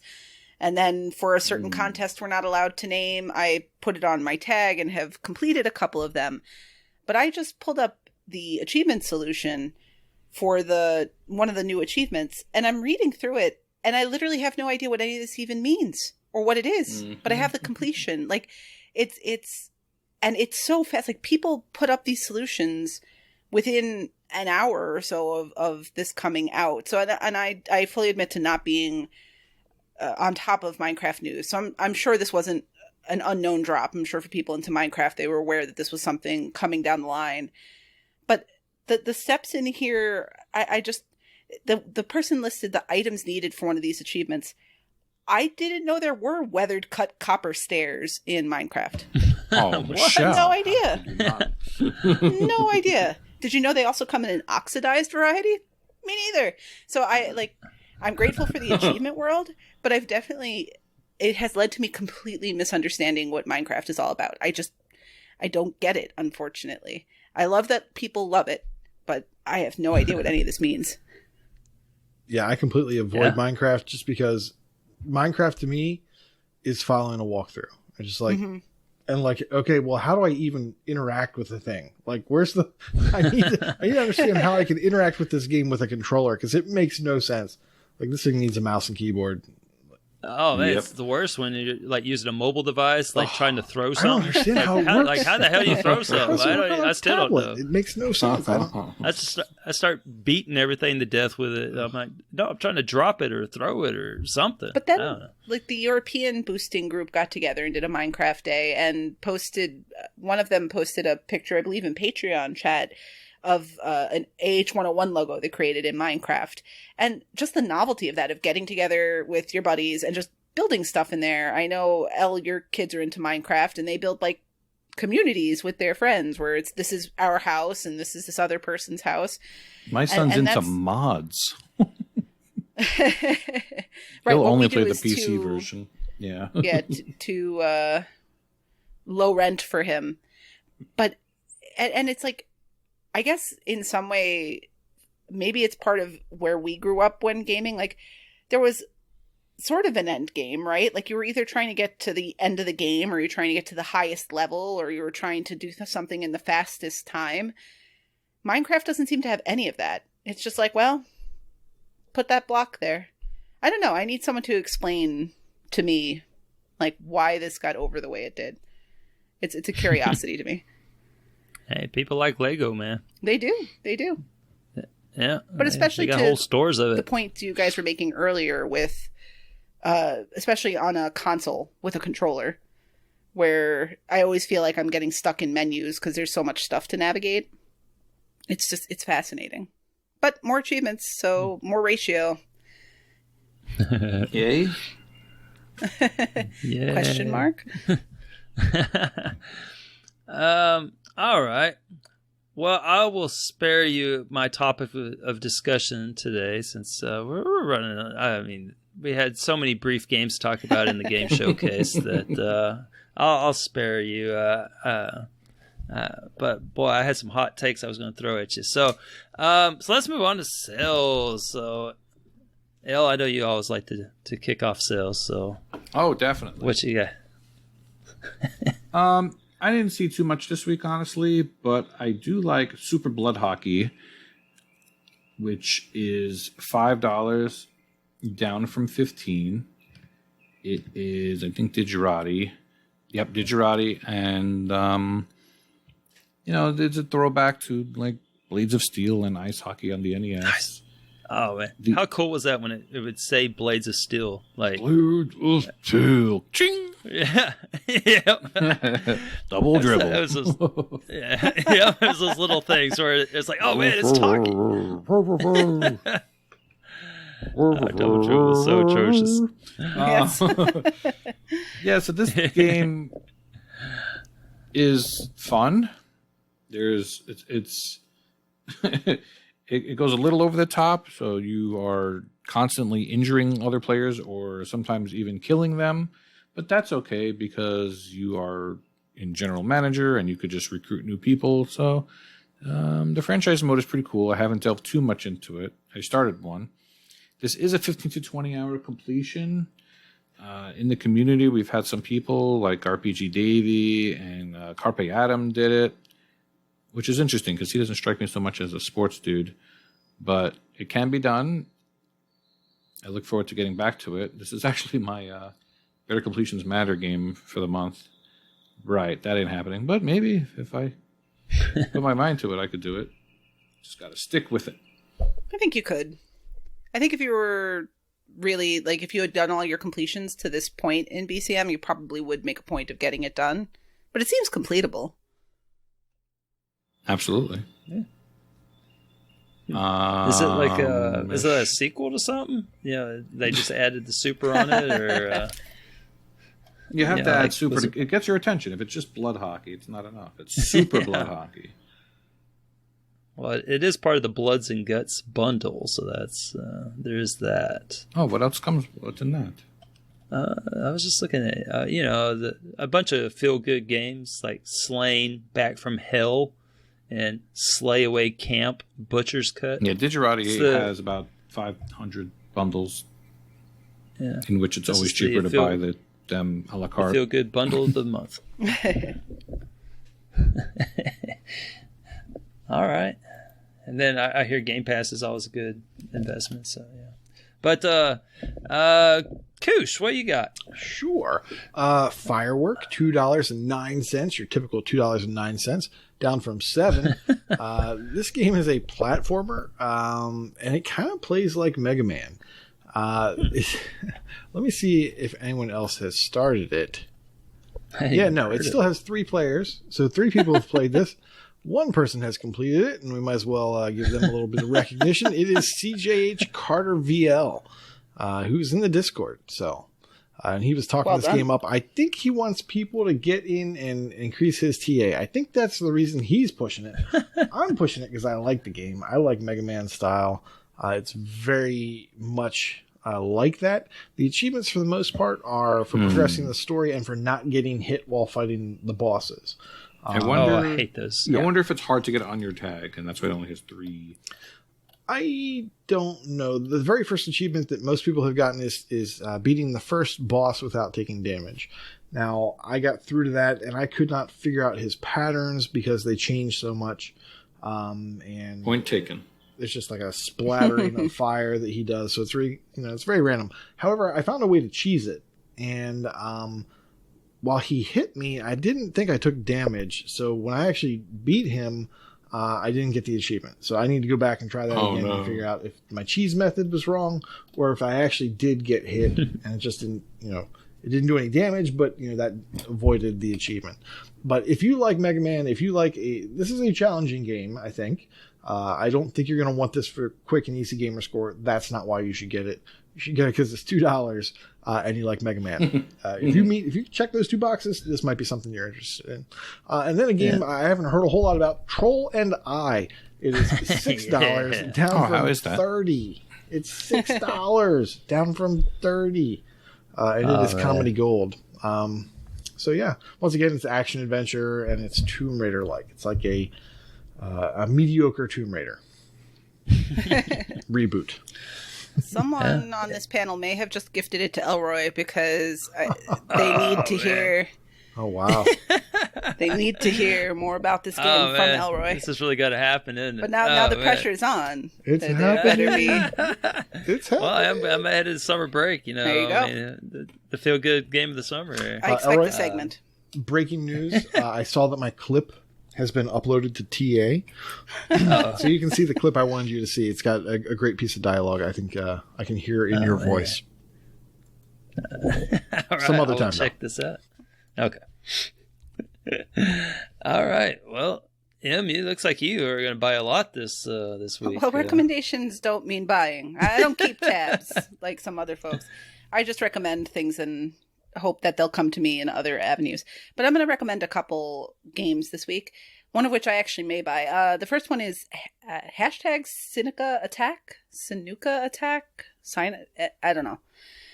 But it is currently $3.49, down from $5. It's a very, very easy 1K. I have not played it, obviously, but Elroy, I think you did, right? Sorry, I was watching a clip. That's East Asia Soft. But yes, I have played it. It's a very interesting mechanic because all you gotta do is like you jab with a pull stick and you're like jabbing giant floating cue ball things, and it's like about a 10-minute game. Yeah, it's super easy. That's what I gathered, is that it's pretty simple. It is on sale if that motivates you. This one I might actually get because I am still trying to go through the puzzle leaderboards and make some progress there. Oh yeah, you should. So it's an easy 1K. I can't imagine it's actually a puzzle. All you have to do is like jump and hit a ball so that it hits a switch, and that opens the door. Achievement. Next room. Hit a ball into 2 switches. Achievement. I mean, it's like so I listed as a quick puzzle and platformer, so I'm just going by what TA is telling me. But sometimes these things change. The other game I wanted to point out, which I believe you've also played, Elroy, is Party Golf. Mostly it caught my eye because it's so steeply discounted. Party Golf is normally $14.49, and it is currently down to $1.44. The other thing I noticed is it's got a lot of achievements, 57 achievements with just over 4,000 TA ratio, or TA score. So what were you going to say about it, Elroy? Well, I'm sure you can't imagine why I played it. It's nothing would have motivated you. I went ahead and got right? I got about 600 TAD off it before I forgot it existed, and then it's a little glitchy at times. So like it tells you exactly what to do. There's a guide for it and everything. There's one in particular achievement that I really had some problems on. And I can't quite see it, but yeah, there's all kinds of achievements, and there's all kinds of game modes. It's very customizable. I think all right, about to cough. I think I saw that the Party Golf has something like 100 different types of games, and the achievements, there are achievements related to playing every type of game mode. So that's part of why the ratio is so high. Yeah, that one's worth 800, 900 points, but sometimes it doesn't count all your progress, and sometimes it's kind of glitchy. And I had really a lot of trouble with it recognizing 3 other local, like playing it 4 local controllers. I had a lot of trouble getting it to actually recognize that's what was going on and assign it to my main tag. And so a lot of the time I spent on the game was actually just trying to get it set up to where it would actually give me the achievements for it. So yeah, I mean the big I don't know, but downside off the top seemed to be it is a co-op or a multiplayer game, but it is local only. So from looking at the videos, it looks like you play like little boxes almost for the most part, and they're each a different color, and then you go through these mini games and you try to win the different mini games. It's similar to Worms, you know, like where you like hold a certain arc with a certain power, and then it's like mini golf with like a Worms type feel to it. So, but yeah, it's not a bad game. Yeah, for $1.44, it might be something fun to play. It certainly has TAD to spare, so if you're looking for stuff to hold on to for certain contests, might be worth giving a look to. Absolutely. What about you, Elroy? You have anything you're picking up in the sale? Well, for me, nothing I'm picking up. Just a couple recommendations. Again, I've been on a beat 'em up kick, and so there's one called Brutal Rage. It's normally $7. It's down to half price, $3.50. It's a 2 to 3 hour beat 'em up, and it's like I said, what I look for in a good beat 'em up is like an old school feel to it, kind of like a Double Dragon-ish feel to it, and this is no 8 Dragons like where I talked about in another segment, but this one's pretty good. It's pretty old school, and it goes really quick, and there's only one problem achievement. It's called a new champion, where you have to basically kill everything and without dying or without, I think without dying or something. I forget, but if you look at the achievements in the game, they're all really low racial. Except for this one achievement that is kind of challenging, but it's not too bad. If you learn the patterns of all the enemies, you can knock it out too. But it feels good when you get the completion on it because it's just challenging enough that you actually have to try a little bit. And so that's a good one. And then Drunken Fist, because freaking Brer Rocker badmouthed this game last podcast. He said something about it being junk, and it is not junk. It is a nice discount, $8 to $5.60, and it is a 0 to 1 hour beat 'em up. It has a very unique control scheme where you're basically drunk. So it's like if Octodad got really angry and started fighting everything. It's kind of like that. Very crappy control scheme on purpose.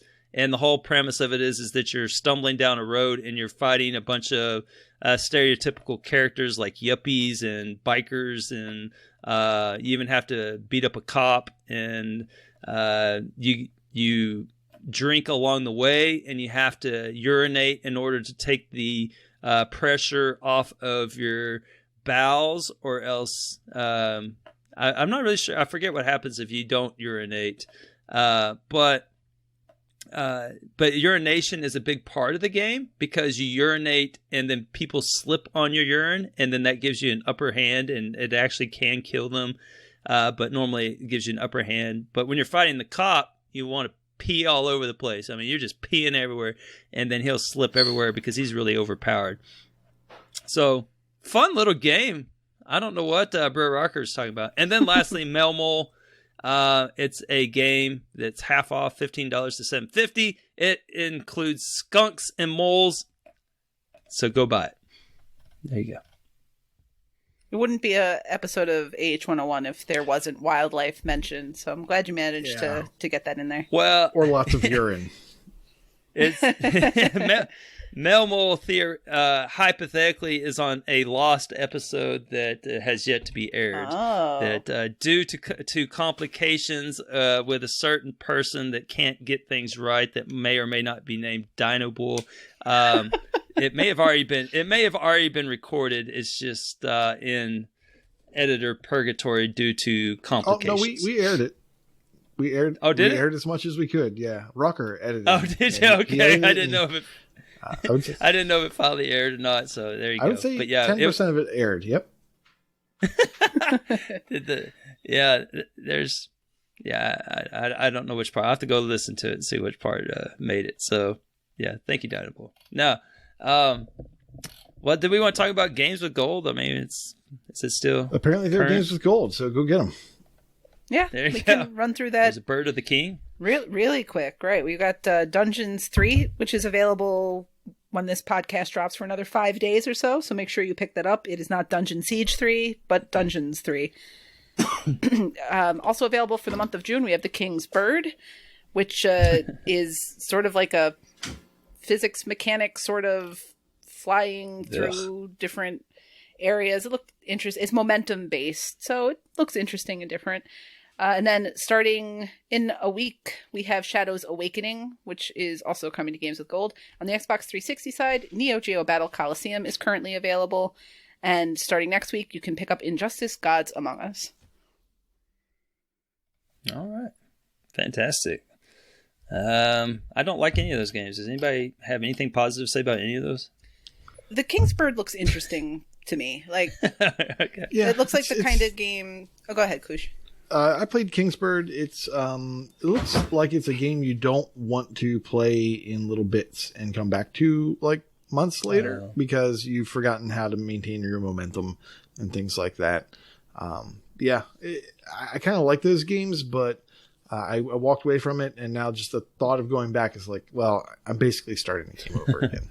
Yeah, I mean, Oh, that's the worst. based on nothing but watching part of one video, it looks like the kind of game I love and then hate and then love again, because it strikes me as one where, like you said, the mechanic takes some getting used to, but once you get used to it, it's a lot of fun to play.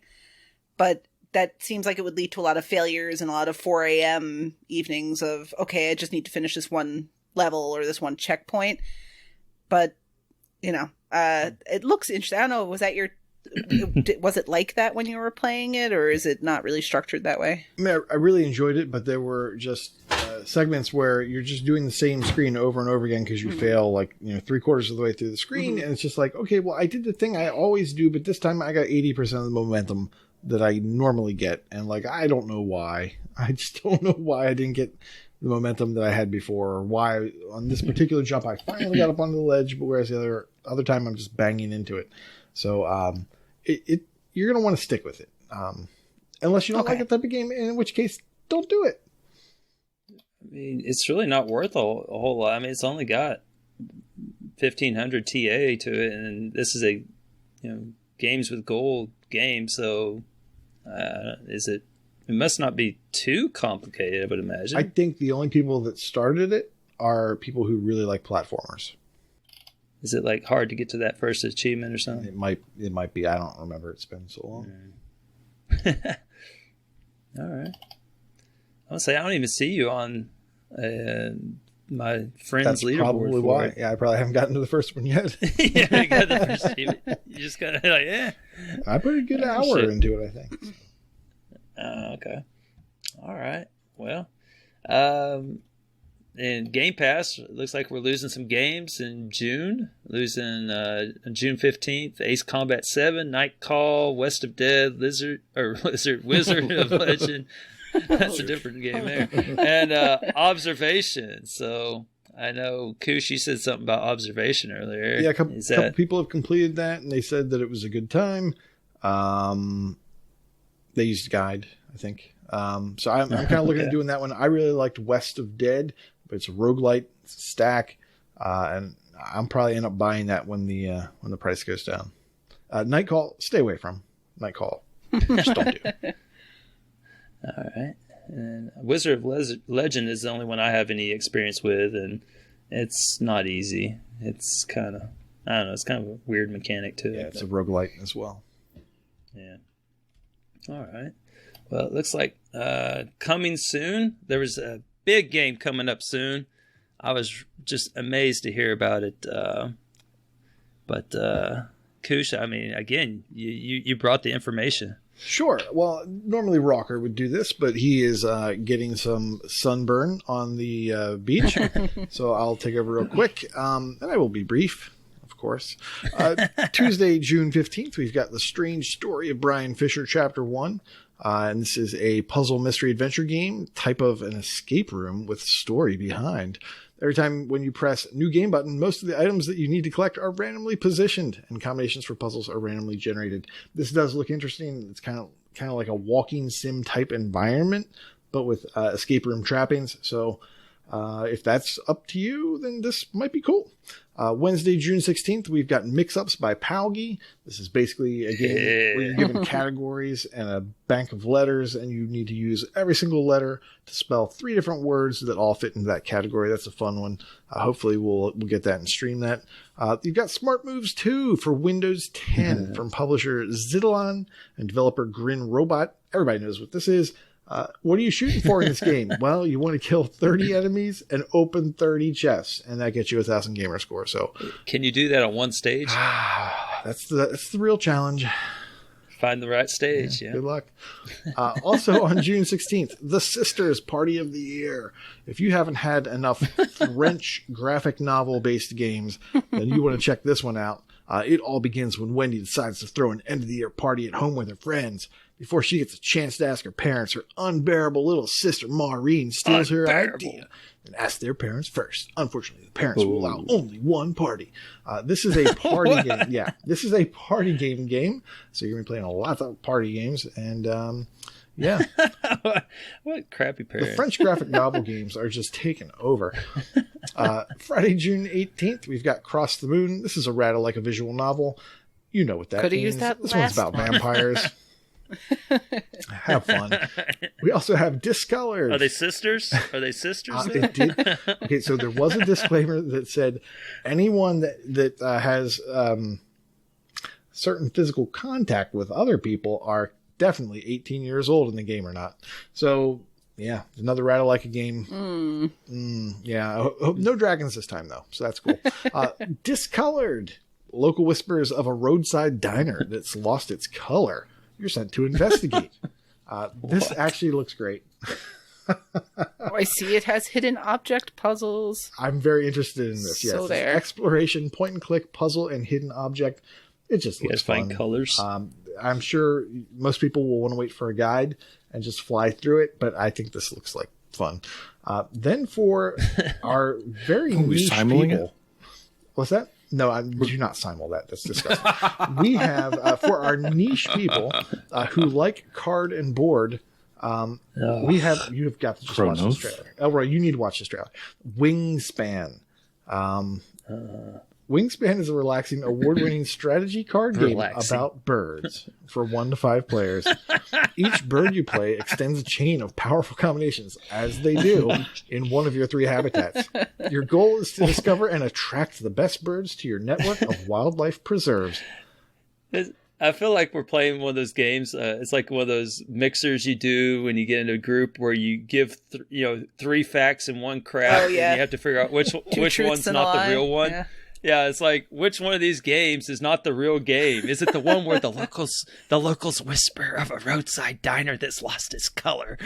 Or is it a card game about Sad news is they're all real. So, but yeah, so for you people who like card and board, I want to hear what you think about this because whoa. And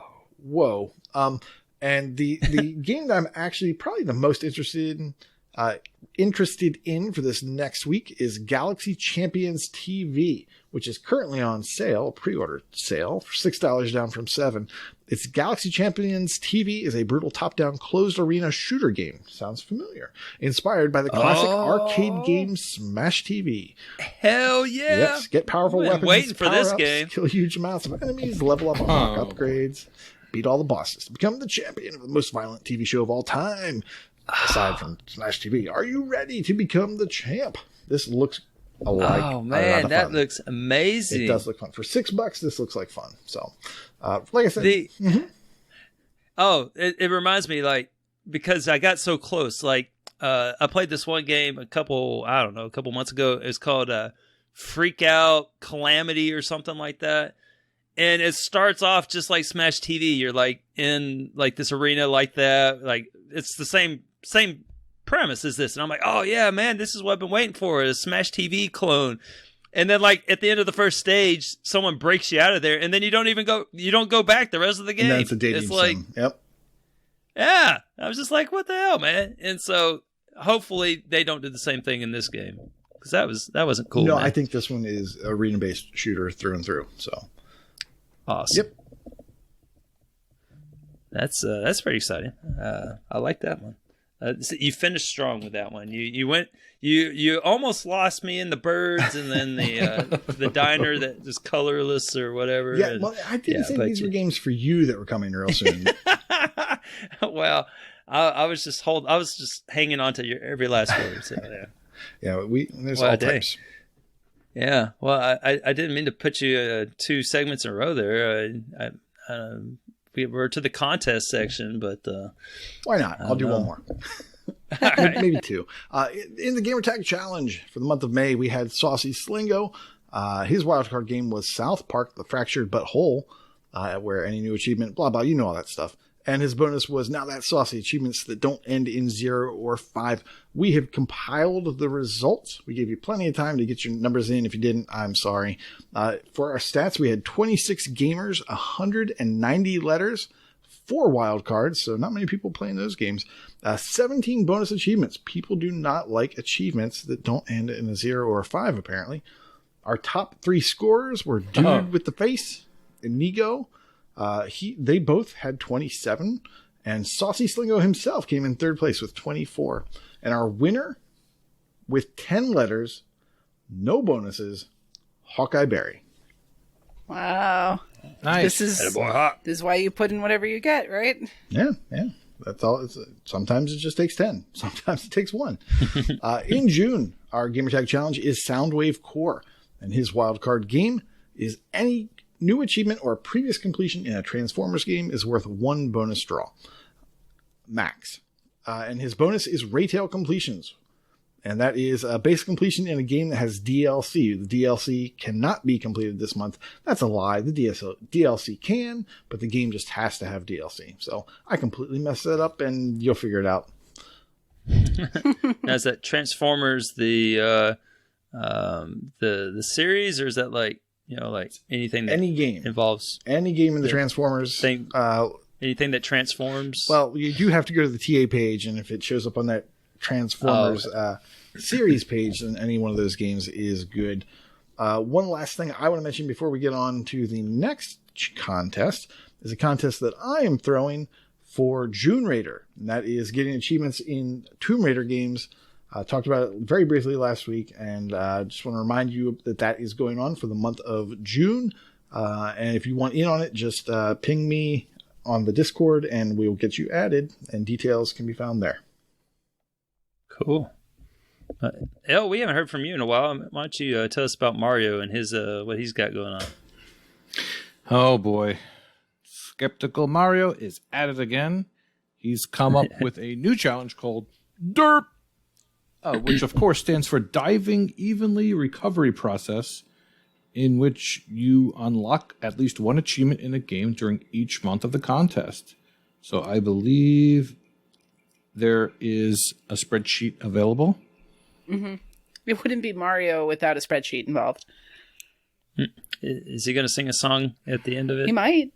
Probably. Oh. He might. Under pressure, maybe?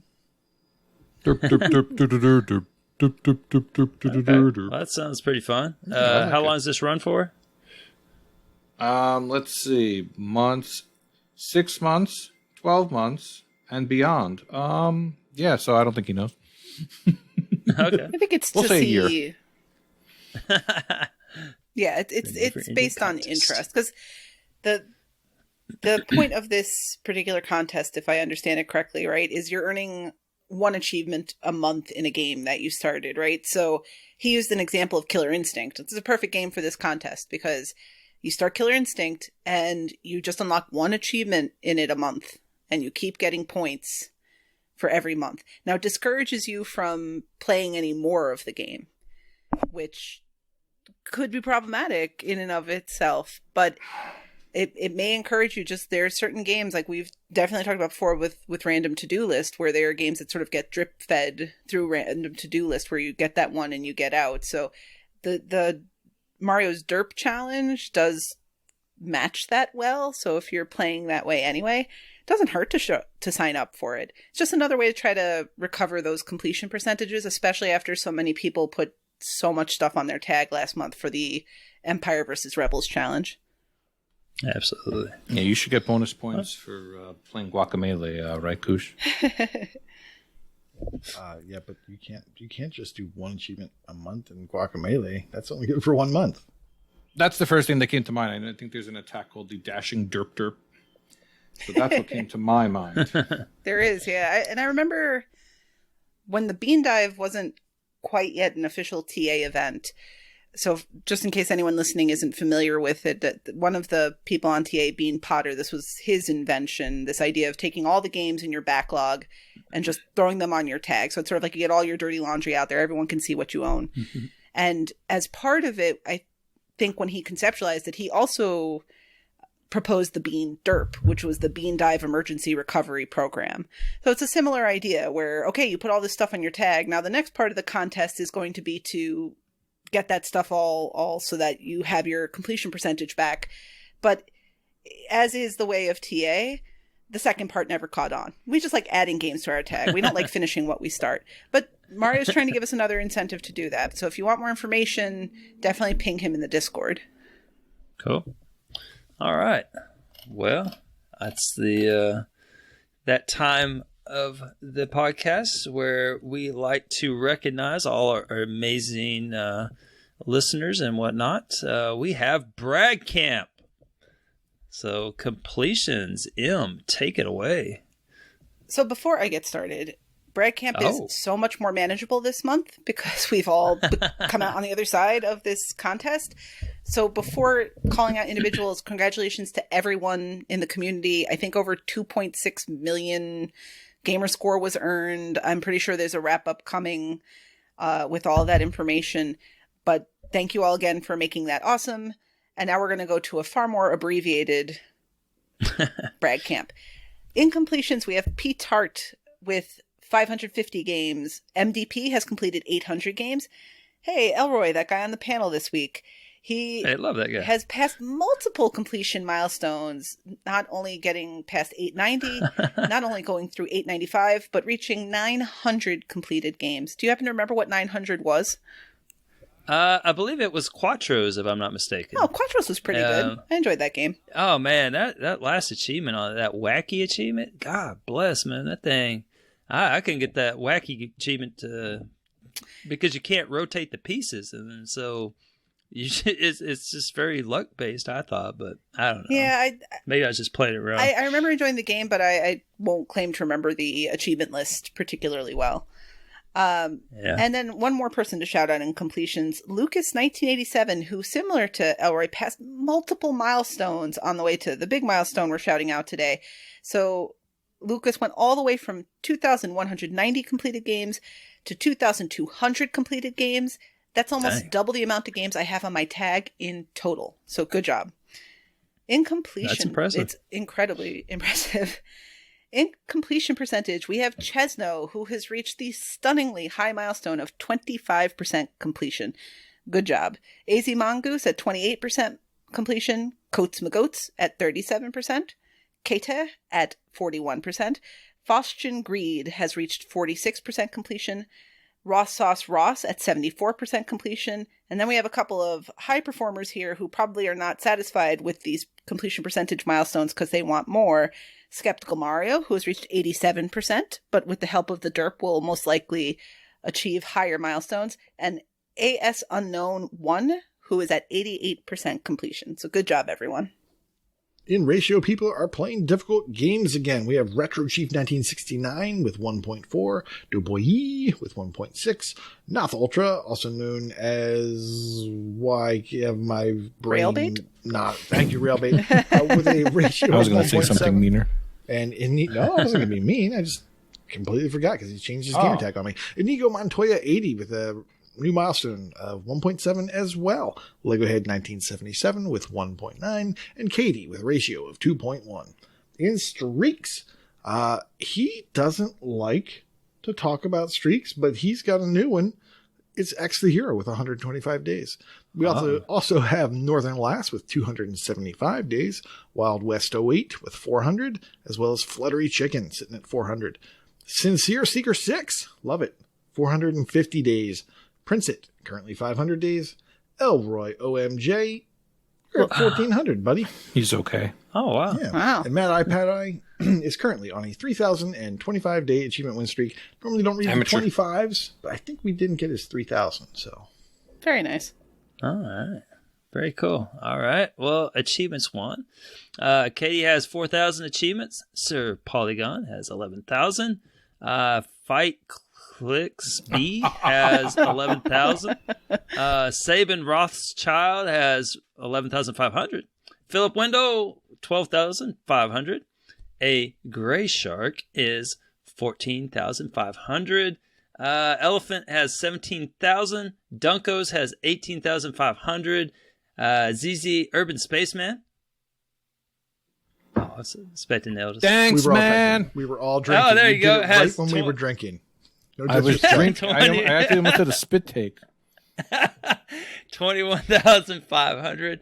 Oz Buffanatic has 23,000. Thanks, mate. Casual Exile has 23,500. Big L. Thanks, Al. 23,500. Very good. The Joe Dean has 24,500. Mental Knight number 5 has 32,000. Yingagarten has 3,200, 500. And Lucas has 60,000 achievements. Whew. God bless, man. I guess that's what happens when you have those 2,000. Well, how many completions? 2,200. Yeah. God bless. That's a lot of achievements. So I think he's about to hit 2 million, but I guess I'll get to that. Spoilers. Yeah. Spoilers. Gamer score. Yeah, we like gamer score. I Mike Zero has 300,000. Freem, Uncle Freem has 400,000. Elephant 77, 450,000. Finally got it right. Gray Shark 510,000. I mean, anybody can get 500,000, but 510,000? That's insane. And then, Dude with the Face, 700,000. Lady Licky also has 700,000. Red 47, 800,000. Vulgar Latin, 900,000. Lord of the Dookie is 900,000 as well. Inigo Montoya, 1,300,000. Oh, man.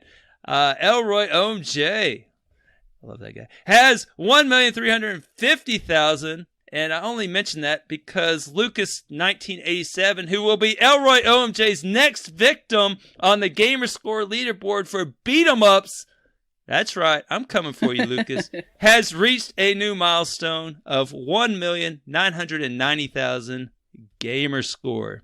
I think you'll make 2 million. You'll probably make 2 million before we're done recording. Yeah, Probably already there. Someone check the feed. Yeah, he might already be there. In TA score, Sincere Seeker 6 has reached a new milestone of 450,000 TA score. Elephant and his trunk, 77, 750,000. A Gray Shark, 800,000. Mike Picciaroni, I don't know, he must be related to Chipperoni. 1 million TA score. Very which I think he nice. surpassed, and then went below, and then went and hit it again. Such is the struggle of TA score.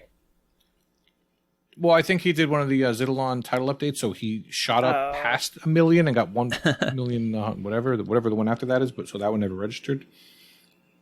I don't know. He told the whole story about it. I read everything, so I know everything about this stupid Icefire TN, 1.1 million TA. X the hero, 1.6 million TA score. Lucas, 1987. Buddy, he was upset that we didn't mention him last week. Did we mention you enough this week? No, we didn't. 3,050,000 TA score, and it just came up on the tracker that he has 4,200 games played. Wow. So he only completed 2,200 of those 4,200. So That's true. That's not that really great, That's awesome, Lucas. You're doing amazing.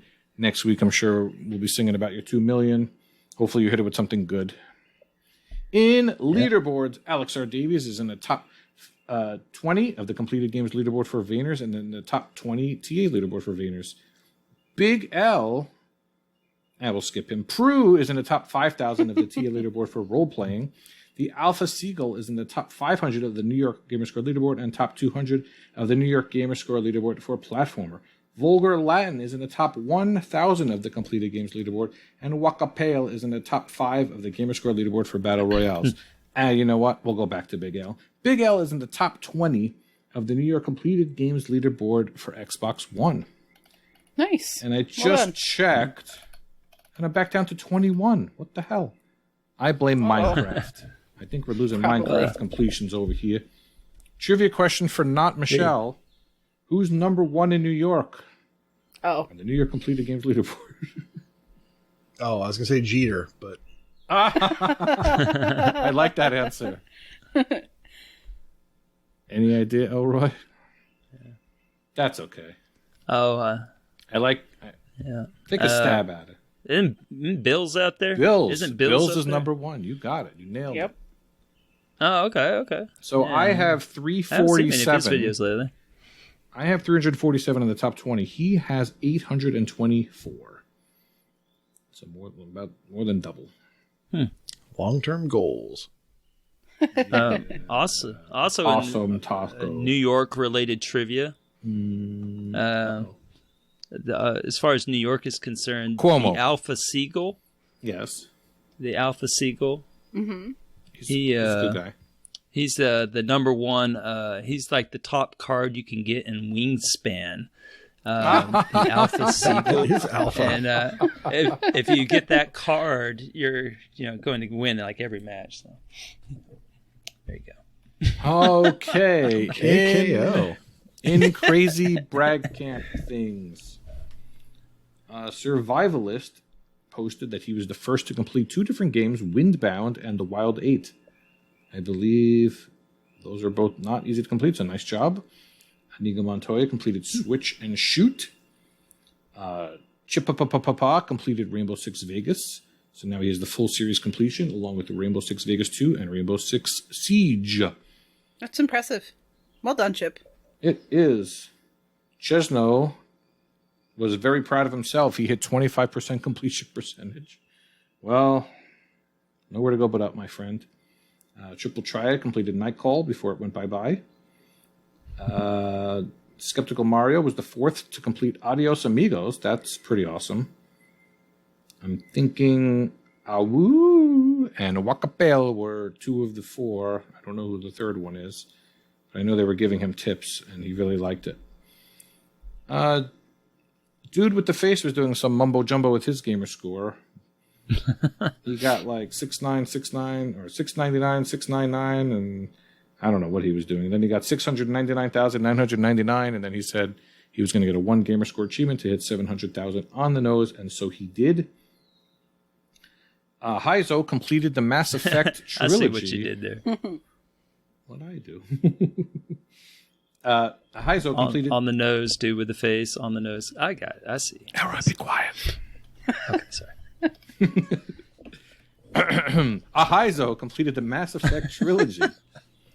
And he said he doesn't know what to do with his life now.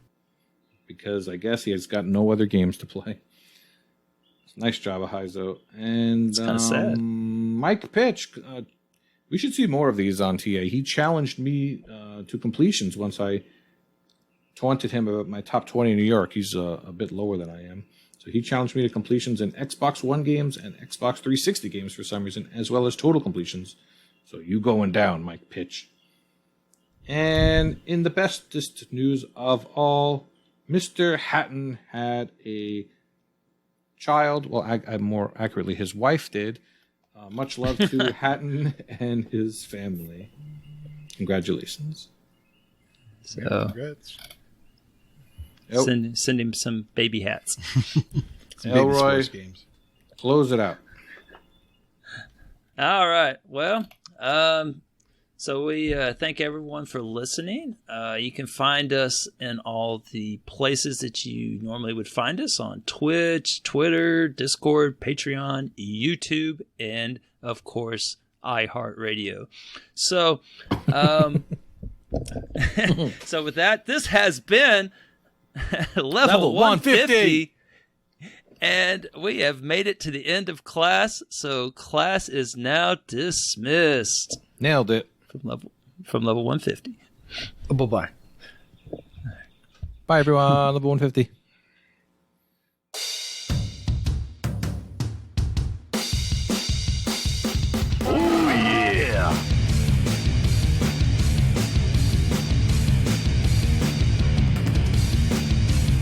Hey everybody, welcome to another exciting episode of VCW, wherein... Whoa. This is not the VCW. This is the VCCCW. Was that the right amount of C's? I felt like it was. I can never count C's. Yep, you heard it right, folks. Vulgar and myself have now kissed again, and made up. And felt up. So we are no longer divided. We are, in fact, united. And we've brought the CCC and the VCW together to form the VCCCW. Correct. So let's go over what happened last month. I mean, if we have to, I feel like if we look backwards, then we're just raking over, all of the divisions and arguments and bickering. So, I'd prefer to look forward, but I do understand that, we do have to acknowledge the carnage. Oh, there was carnage. There was a whole Star War, Empire versus Rebels, and the Rebels won by a lot. Although, look, I wouldn't call it a lot, but 70,000 in over 1,200,000, it's small change. Both teams did amazing. Yes. I think the takeaway from this isn't who won and who lost. It's how well we all did together. Exactly. We crushed it. Over, what was it, 2.5 million? Well over that. So the final tally of gamerscore earned 2,740,918, which is just staggering numbers. Yes, the Rebels did clinch it in the end, and it was back and forth across the month. I think you guys started off strong. We managed to pull up kind of halfway through the month, but then you took it back towards the back end until we finally went absolutely crazy on the last couple of days. Yep. We had some individual heroes too on the Empire side and on the Rebel side. There were a lot of people scored over 100,000, which is a foof in a month. Is it just a crazy feat? Yeah, so I think we had 10 foofs. So that, for anyone who doesn't know, that's 100,000 game score earned in this case in 1 month, and that's crazy. I was in that number. Let's see, we had also Fug, Ace, Dude with the Face, Jimbot, all kind of earned like little over Inferno, little over 100,000. But then some people absolutely just smashed it out the park. MDP, Inigo Montoya got 130,000, but 2 people just, slew. They slew. Yeah, it was insane. Retro Chief just absolutely went buck wild, scoring a absolute ton. I believe it was over 150,000. 168,000 wow, yep. Final tally. Yep. Nuts. And Tony Calzoni, I'd have to pull up the actual numbers. He killed it. He was the top scorer overall with 170 some? 177. Over 177,000. So I think what happened in the end was Retro and Tony kind of forgot the rest of the team battle, and they were just going head to head. Retro was nipping at Tony's heels the entire time, and Tony was determined to hold the lead, which he did, and it was crazy. It was amazing to see. Yeah, it was intense, and I think we're all in agreement that we're not going to do something like that for a long time. Yes, I think burnout. I think was the word of the month. But it wasn't just gamerscore that was on the table. It was also a Star Wars bonus, which in retrospect was kind of pointless with the kind of numbers people were pulling out on the pure gamerscore. There was one game that was actually quite beneficial. Star Wars Episode 1 Racer. Absolutely. A classic, a nostalgic classic for quite a lot of us, I think, actually. So it was kind of fun pulling that one up and knocking it out. But people did, to be fair, in the spirit of the month, go back to some Star Wars games. In total, over 27,000, nearly 28,000 gamer score was earned in Star Wars games, which is actually a pretty decent number. Let me see. People who did more than just Racer. We've got Ace, Chesno, Dude with the Face, Northern Lass, Umple Beast, and a few others. But leading the way with 2,245 gamer score was, yours truly. It could only be me, really. Yeah, had to be you. Yeah, I did some Lego Star Wars Force Awakens and the Battlefront 2 campaign, which I have to say I didn't mind that. That's actually. pretty good. decent campaign. It's a bit schizophrenic, but they made an effort to actually put a story together, and I appreciated that. Yeah, that was a lot of fun. I had done that before, but yeah, I just wished that you got to be the Empire the whole time. But yeah, it was decent. And actually, myself and Ace had a little side challenge for who would earn the most Star Wars score in the month, and yeah, I beat him on that one. So, but it was a good shout by Ace. He got 1,650, so not bad. Also in May, Jay Black decided to kind of tag on a little something Star Wars related, and I'm going to cross over to him to talk about that. Hello again, everyone. June is here, which means it's time to announce the winners of the Goal Getters Prize Month. Of the 20 people who entered, 10 completed every spelling task, and for that, they each got 19 entries into the draw. Overall, there were 17 people in the draw, with a total of 258 entries. Of these 17 people, Simpso was the only one who didn't complete Chewbacca.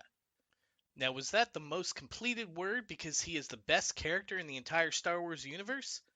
Or is it just because it was worth the most entries in the draw? I guess that all depends on who you ask. Right, Chewie? Well, now it's time to announce the winners. Can I get a drum roll, please? Drum roll. What do you mean we don't have enough budget for the sound effects? All right. Producer John's telling me that we don't have a drum roll sound effect. All right, fine. Let's try this again. It's time to announce the winners. The first place winner, Death Dealers. And she picked Space Jacked. Ella Follette got the second pick, and he chose Spaceland. Chewie on Ice got the third, and he picked Kerbal Space Program Enhanced Edition. And last but not least, dude with the face, he wins Stardust Galaxy Warriors.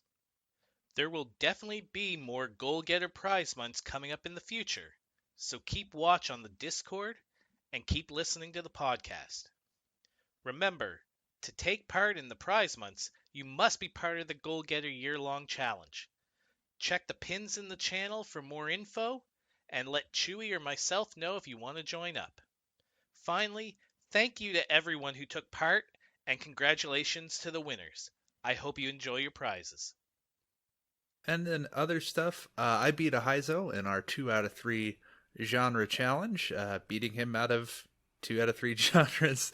I lost action RPG because he just had too much Mass Effect. You almost got all 3 genres, though. You were only a few hundred behind him on action RPG, but yeah, he was Mass Effecting it up over there. The other 2 genres were simulation racing and puzzle.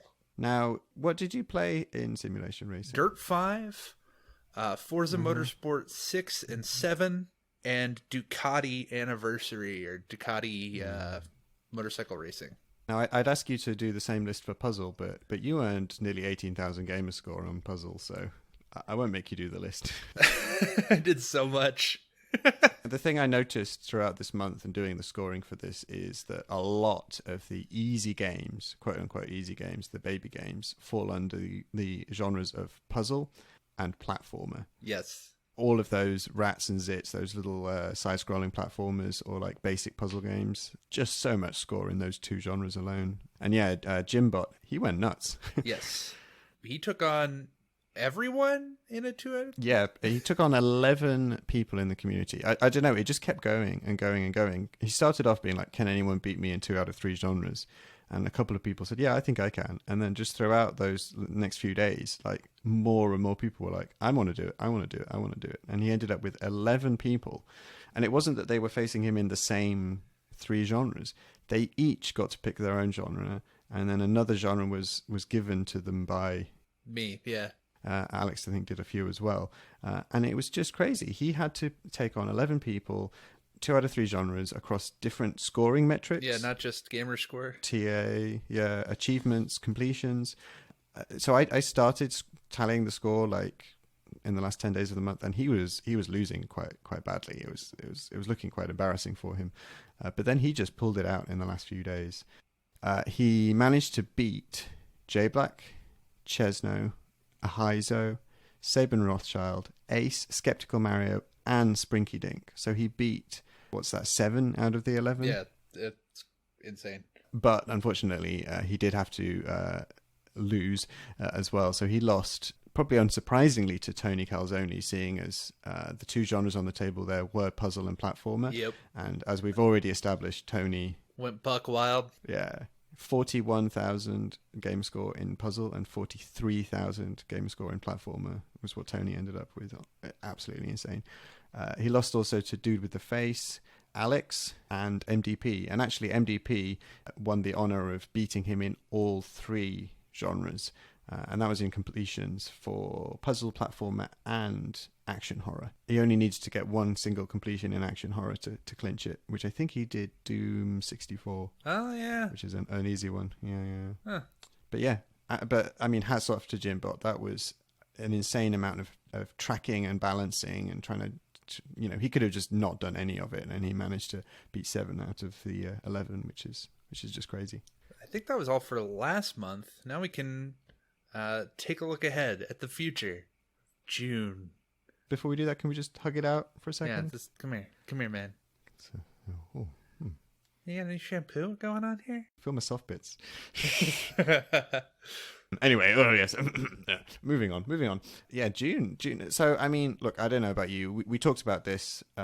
People are just, we're tired after last month, and we've been worn ragged, not only emotionally and physically and mentally, but also racially. No, not racially.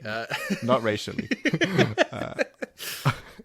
Our ratios have taken a hammering. Yes. A real hammering. And I think that not only should we work on our personal differences, but we should also work on our true achievement differences. And let's not make this competitive. Nope, it's cooperative.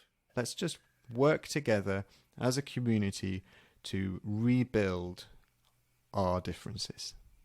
What do you say? Yeah, I'm into it. Let's do it.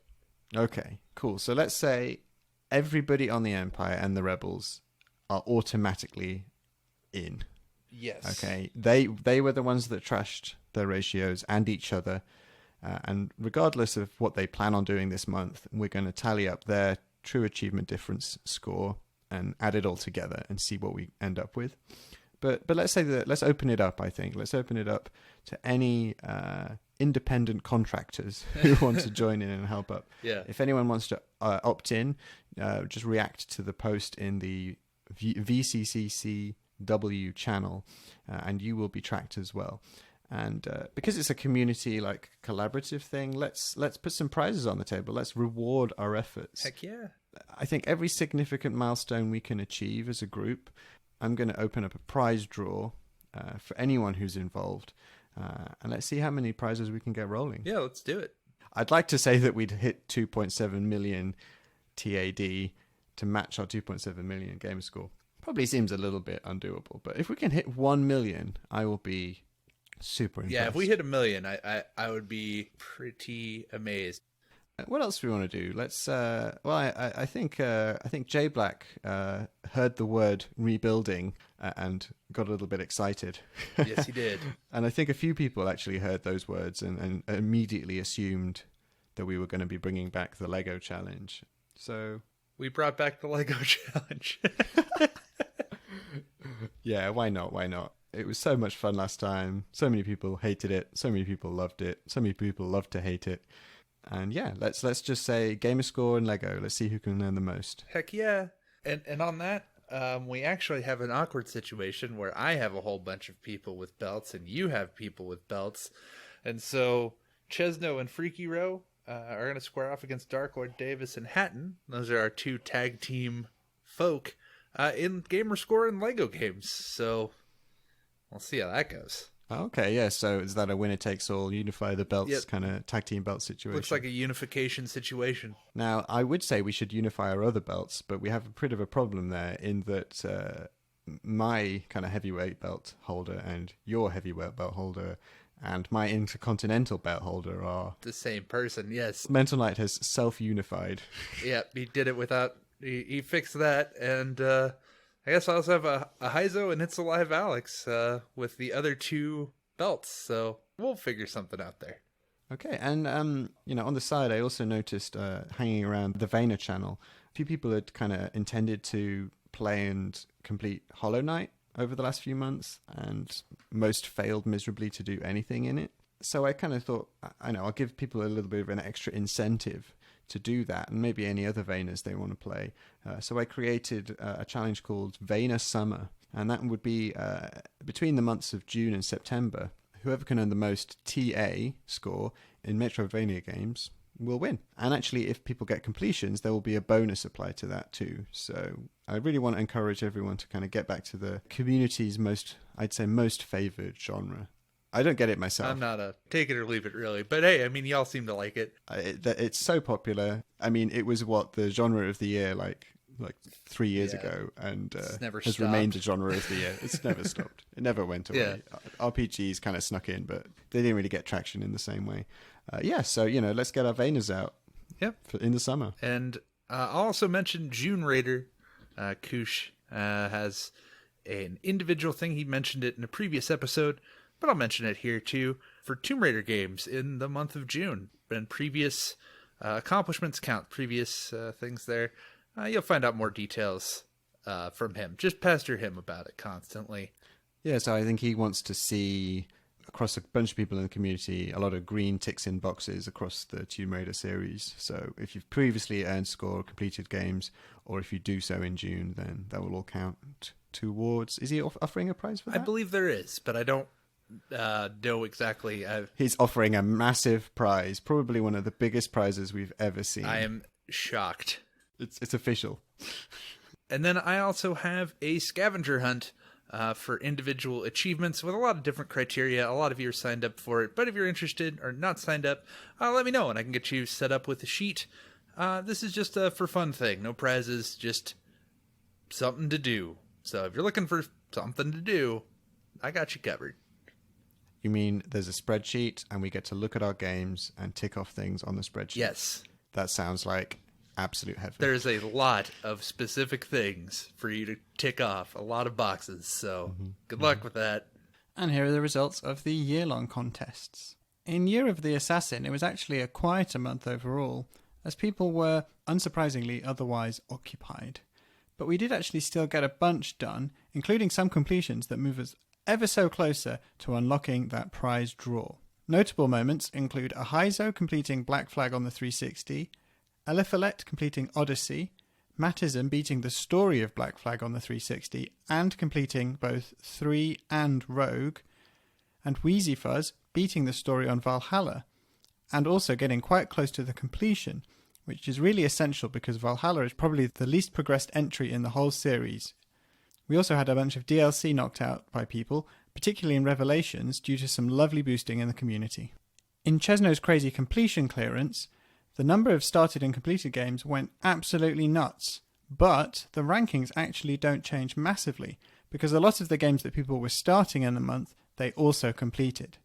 Jester is still holding on strong to the top spot, with a started to completed games difference of 47, followed by Stan in second with 29, EOJ in third with 25, and Kirkland, Fug, Wildwood Mike and J Black following. Notable changes on the leaderboard include Vulgar Latin and Hawkeye Berry taking quite a big drop because they actually started quite a few more games than they completed in May. And finally on Goalgetter, the scores were also nuts, as you'd probably expect, but those who managed to maintain a slightly higher ratio compared to the huge amounts of achievements won, gamerscore, TA and completed games managed to hold the edge alongside all of those easy games. MDP and Retro Chief tied at the top, with Dude with the Face, Ace, Jimbot, Vulgar, Fug and myself following close behind. With May's scores added into the total so far, that gives us a top 5 in reverse order of Vulgar, Mental, Alex, MDP, and leading the way, Jimbot. Okay, well, I think that's everything we got to cover this month. Vulgar, I have to say personally, it's great having you here with me. Oh yeah, for sure, man. Together, it's nice to be let out the cage. Sorry about that. Yeah, it's okay. It's awkward. We all go a little crazy there. It's fine. Yeah, let's just go out there. Let's get some TAD. Let's have some fun, man. Okay, and with that, This is Chewie and Vulgar signing off. See ya.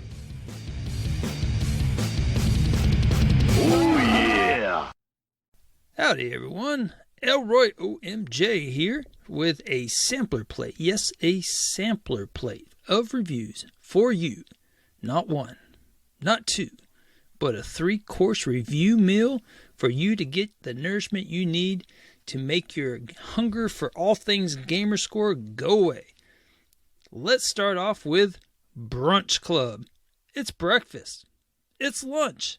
And it's a game that frustrated the crap out of me to the point that I just stopped after about, 30 minutes or so. And I haven't been back to it since. No regrets. Now, given my short dining time in Brunch Club, you should take what I say with a grain of salt. But I can give you the gist of it. So this meal consists of several food-themed challenges that you must undergo. For example, there's one where you have to make buttered toast. What's so hard about that? Well, you have no hands, you see, because you're the bread and every other item. It's kind of similar to the game I Am the Bread, which I would not play either. But anyhow, you control the items and you must pivot and rotate your way into the toaster. That's not so hard, right? Well, except for there's this little known fact about bread. It can't jump. So yes, a ramp must be built to get into the toaster. And by the time you get a nice ramp built for said toaster, well, the toaster malfunctions and shakes the whole freaking table and all kinds of structural damage to said makeshift ramp occur. Now, in the event that you are successful in getting the bread in the toaster and you make a piece of toast, you still must pick up a knife and manipulate it to get butter and then get said butter to touch the newly created piece of toast. Also, in case this wasn't problematic enough at this point, the table that this is all taking place on is not exactly huge, so space becomes an equally pressing issue. And if any bread, toasted or not toasted, buttered or not, falls off the table, you lose. And you have to start over. Similarly, there's a game with a grill. Now, I'm personally quite handy with a grill. I must not to brag too much or not to break my own arm patting myself on the back, but this game left me doubting my abilities. So, again, a ramp must be created. You can use tongs and a spat to get the dogs and the burgers over to the grilling area. But, of course, it's not that simple. You see, a storm has blown in and keeps slamming the frickin' lid of the grill so that you burn your items because you can't reach them because there's a grill cover in the way. As well as the problem that the buns, burger patties, and hot dogs are quite round and keep falling off the freaking grill. Now, in real life, this rookie error would mean my pups Giggle Pig and Little Mingo would be the beneficiary, but in this universe, it means you lose. No worries. One could just go real slow, right? You could go real slow, get that toast done, get those burgers done, and just be really careful. Oh, wait. I didn't tell you about the timer?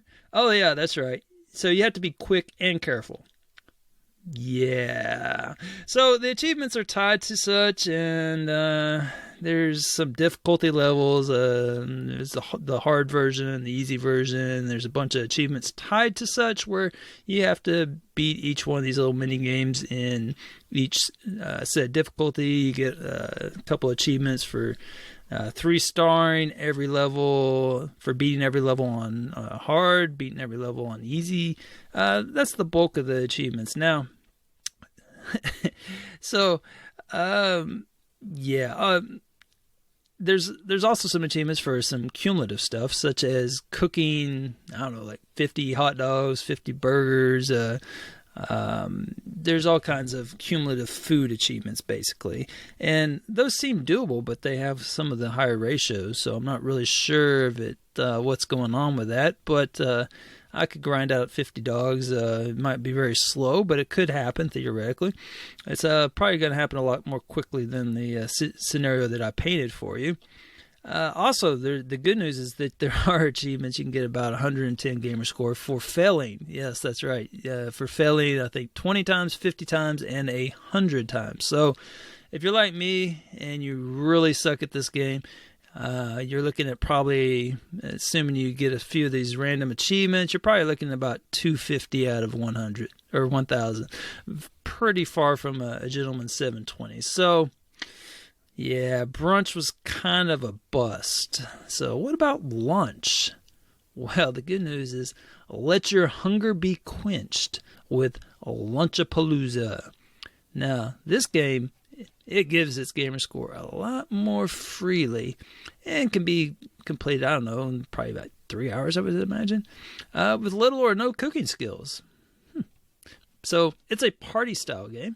The other one's a party game as well, but it doesn't seem like the kind of party I would want to attend. But anyway, this one's a party-style game where you are the different main courses as your characters. So you might be a hamburger or a meatball or some walking spaghetti noodles or things like that. And each have their own attack style that was kind of cool that they, not every character is the same. A lot of these games, you just pick random cosmetic changes and everyone attacks the same. But in this one, each one has a very unique skill set and has different traits. And basically, you're battling out in a free-for-all. Now, in contrast to Brunch Club, the goal is to throw the other food on the ground. Again, you don't want to be part of their system. You just throw them on the ground. No, but you attack, you shove, and you otherwise eliminate all the other players. And what this really means is that you basically pick up your other 3 controllers and make them walk off the edge repeatedly, and depending on how many lives you set them with, until you finish enough matches that unlock the stages and the additional characters, each of which gives you a Cheevo. So there's this Cheevo, for example, like play 6 matches, for example, and then that pops one of the characters, you get an achievement. So it's basically you just play through the game and you'll get the bulk of the achievements. Now, also, most stages have a very unique achievement tied to it where something has to be done on that stage. This usually involves using a specific character, but not necessarily. You could, there's one, for example, where you have to jump in a horn and get shot up on top of a chandelier, something that you would not normally do, but you can look at the solution. It's a little challenging at times to figure out how to land on it, but it's not too bad. But there is this one achievement that can go straight to hell and, and say hi to Banjo when he's there. And that is on it's like this Jungle Cruise boat stage where you're like on a Jungle Cruise boat, which, sidebar, just happens to be the best ride at Disney World. I just thought I'd throw that out there. I mean, where else can you see the backside of water? I mean, it's just insane. But unfortunately, this is not as fun of a trip. So you are riding along on this stage and you have to smack somebody into some island of dolls using the Jello mold character, but it's like, it might have been the spaghetti noodles, I can't remember, but you have to use their special attack that sends them flying, and then just hope that it lands on this mysterious island that you can't really tell where they're wanting you to land. That's the only achievement that I really had any trouble with. I haven't gotten that achievement yet. I kind of gave up after about 25 minutes. I was like, this is stupid. I'll just come back to this. But other than that, the game's Cheevos are pretty much pretty fair and have the normal assortment of party game Cheevos, like killing 3 people at once, 2 people at once, etc., getting killed by a hazard in the stage, the normal stuff for party games such as this. But lunch is served up with lots of gamer score, and so I would definitely recommend this one, but perhaps you want a little bit more to dine upon. Time for some dessert. No, we're not serving up dessert possums, but rather cake in mostly the form of cupcakes in the wonderful game called Cake Bash. Now, I know that everyone's probably heard the joke by now where 2 cupcakes are in the oven, one turns to the other and says, this game takes, 4 hours to complete and has easy gamer score. The other cupcake says, holy crap, Brunch Club is hard as balls. Yeah, screw you, Brunch Club. But I don't know. There might be some certain local variations of that joke, but that's the one I've always heard. But fortunately, dessert plays out much more like lunch than brunch, and has pretty much the same style gameplay. Honestly, it's pretty much kind of the same type of game, except for that you're not just trying to shove the other players. And by players, I obviously mean the additional controllers that you have turned on. But you're not trying to shove them off the counter or anything like that. But rather your goal is to collect the most sweets or the most items in the mini game, or throw the most berries into the fountain, or things like that. There's like a couple modes. There's like a free-for-all where you have to do the most within the time limit. But there's also these little quick mini games that exist where you have to like cook marshmallows, and the more golden brown they are, the more points you get per marshmallow, where you're stacking scoops of ice cream on a cone without letting it fall. And when you win these matches, the mini games and the free-for-alls, you get coins that are basically used to buy toppings.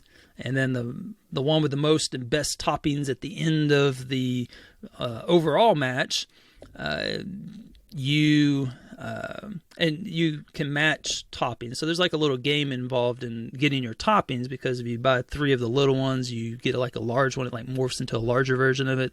I think some of them it might be 2, and then it morphs. I forget, but in the end, you get all these toppings on there, and then at the end it says who is the sweetest, as they put it, and that will most likely cause diabetes and obesity, as I put it. But whoever has the most sugar on them, I guess, at the end wins. And so the Cheevos mostly revolve around the mini games, doing certain things in stages. So kind of like Lunch A Palooza. Such as in the minigame with the marshmallows, you have to cook 3 perfect marshmallows, which took much longer than I care to really admit. Others, they tie to collecting complete sets of toppings. So, for example, there's there's like 5 sets of them, I think, or something like that. And one of them's gummy toppings. So it's like 3 different little tiny gummy things, and then like a larger version of it. So usually it takes about 2 playthroughs for one set. Could bleed over to 3. Plus, there's variations where you don't get to choose which toppings you're playing for that game. And getting through all the playthroughs is kind of a tad bit time consuming, because it's like you have to sit through the free for all part. So it's like 2 minutes or 3 minutes where it's just long enough where you can't really do a whole lot. But the good news is that you can just like grab one point real quick, and then the other controller is not going to move because it's sitting right next to you, and then just let the clock run out. So that gives you a lot of time where you can do other things like, play Gears Pop, or yeah, that's kind of awkward. Never mind that. Yeah. Anyway, you could always just sit there and finish up Windows Phone's games, right? That's a thing again, right? Yeah, I think so. Anyway, all in all, I would recommend 2 of the 3. I bet you can't imagine which one is the one that is odd man out. So if you like playing party games, most of these follow the recipe, so to speak, and all are similar to many others, with moderate but fun difficulty, and the achievement lists are pretty well done. So I give Lunch A Palooza 4 out of 5 meatballs, because that was my favorite character on there. I give Cake Bash 4 out of 5 sprinkles, and Brunch Club I give 1 out of 5 middle fingers, because up yours, Brunch Club.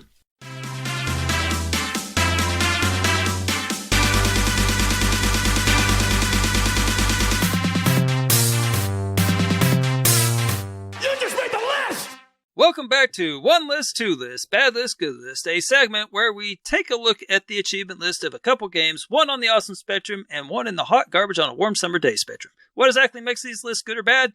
Well, That's what we will be discussing. This is one list, two lists, bad list, good list. I am sitting in a dark room, waiting for the grooves to converge upon me. It is I, ElroyOMJ, and I am joined today by an individual that is standing in an open field west of a white house with a boarded front door. But there is a small mailbox here. He is Vulgar Latin. I don't know the meaning of mailbox. The door is ajar.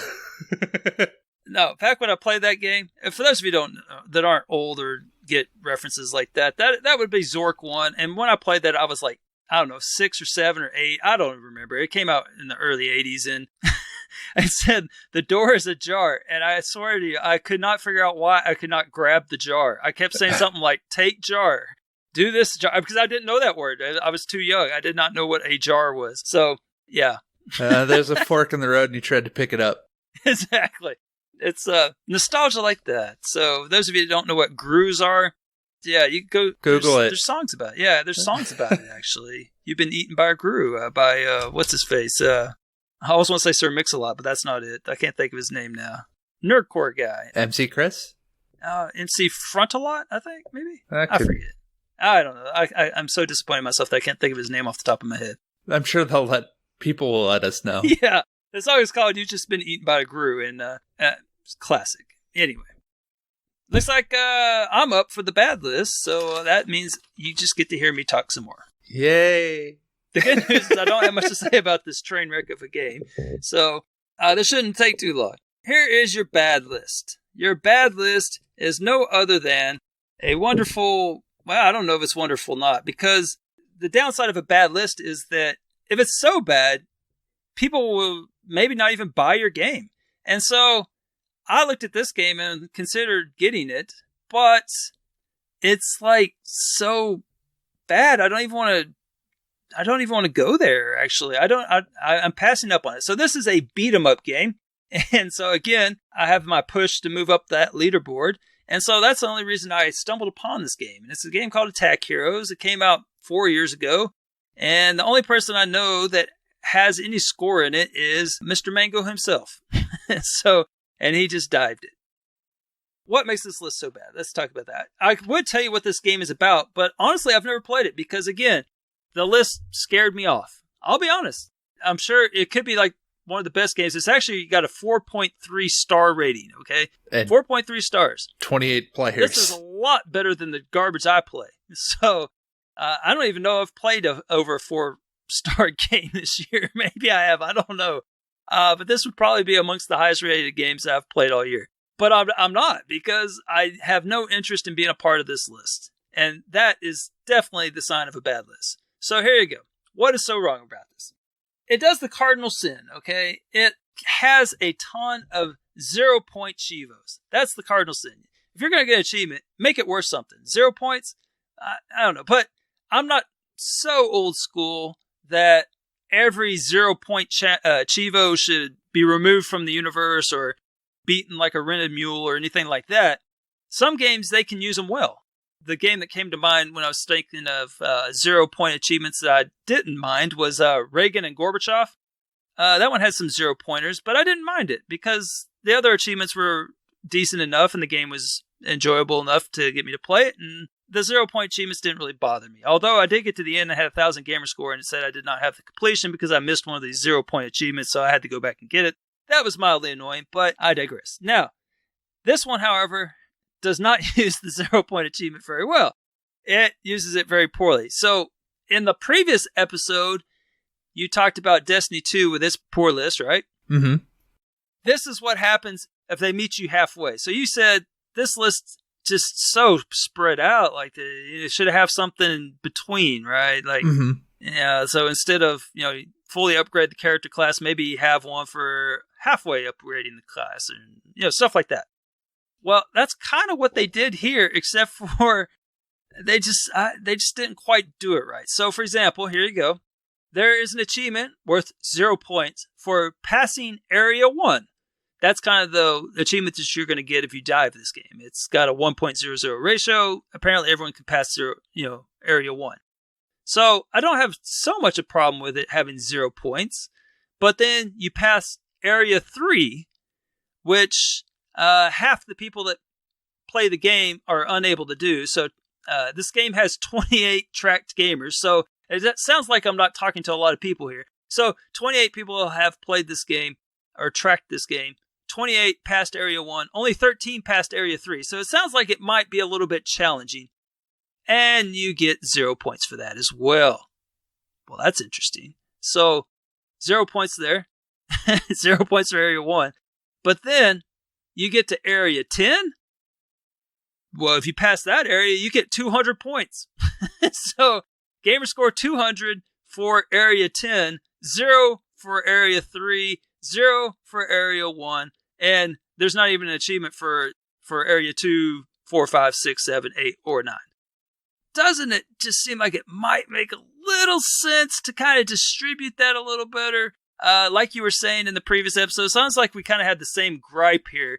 But this one, at least, this one teases you. It's like, yeah, we recognize you did something here, but we're not going to give you any points for it. So that happens, and it continues throughout the game. Like, you have some bosses here, so you have some boss battles. And just for the record, only 4 people have passed level 10 or Area 10. There you go, 4 out of.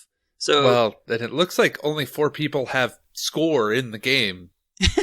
Well, I wonder why. So you're right. Only 4 people have score in the game because a couple of people unlock some of these 0 point achievements, and they're on the board. They're on the board with 0 points. But you're right. I didn't even notice that. Only 4 people do have score in this game. So you beat a boss, right? So that's exciting. There's this one boss. You know, I'm sure he's really tough. His name is Lejeune, I guess, or Lejeune. I don't know. It doesn't matter. You get 0 points for beating that guy, even though only 8 people done it. But then 4 people, again, have beaten some guy's name that I don't know. Zwahuddin. Oh, that was my second choice. Okay. But yeah, that guy, you get 200 points for that. So there's that. Beat all the other bosses. I assume that's the main boss, and you get 200 points for that. What about gold? You like gold? Yeah, we all like gold. Get 20,000 of it, you get 0 points. But if you get 100,000, you get 200 points. Nothing for anything between. Stars? You like stars? One guy just missed that. 6 have 20,000, 5 have 10 or 100,000. One guy just couldn't Just couldn't do it, right? Yeah. Well, what's interesting is you have 5 people that did that, but yeah, only 4 people have score in the game. How's that work? Yeah. Well, because I think it counts some people that have like 0. Yeah, I don't know. This is a game that's in Japanese and is unavailable to buy if you're in the green lands of not Japan. Well, they can just keep this dang game because I don't want it. I don't want this thing. So, you like combos? Well, if you get a 20 combo, you get 0 points. And you think, well, let me guess how many I get for a 50 combo. 200, right? No, you get 0 for that too. There's no point in getting combos. Screw the combos. There's no points in it. There's 0 points for combos, even though there's 2 achievements for it. And if you like stars, again, the 200 models in place. 200 points for 100 stars, 0 for 40, and nothing for anything else. So it's like 5 200 point achievements, and then a whole lot of 0 pointers that don't really make any sense as to why they chose those over others. Why, for example, Area 3 instead of Area 5. Not that it matters, it's 0 points anyway. But all in all, I don't know what to make of this game. But I do know that I don't want it on my tag. I will not go out of my way to get this game. I don't care how much it costs. It's just not going to happen for me. This list is horrendous, and they can keep their 4.3 stars and make a better list next time. I mean, this is by the storied publisher, eHome Entertainment. Creators, and they bring you such great works as Your Toy and Dying Reborn, Mr. Pumpkin Adventure. So they know what people want. Okay, if they made and Candleman, they made Candleman. They made too. Candleman. Candleman's legit. Yeah, I actually like Candleman a lot. So it looks like every one of their games I have played. I didn't even notice this. I've played all their games. I played I Am the Hero. I've played Gene Rain. All of them have slight language barriers. I'm not going to lie. Gene Rain was definitely interesting. And then you have the Your Toy. Yeah, so they know how to make games with decent achievement lists that aren't just awful. So what happened on this one? Like, why this game Well, fell so. I think you're going to have to ask eJoy Games. Indeed. Fine I think you're makers of such things as just this game. Well, maybe I guess they can't like publish just all winners, I guess. So this one is definitely the not the cat's meow by any stretch. So would you have any interest in playing this game whatsoever?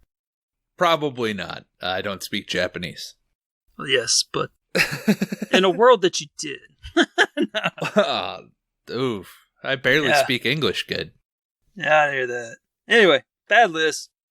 Good list? Yeah, what? So, I'm sorry.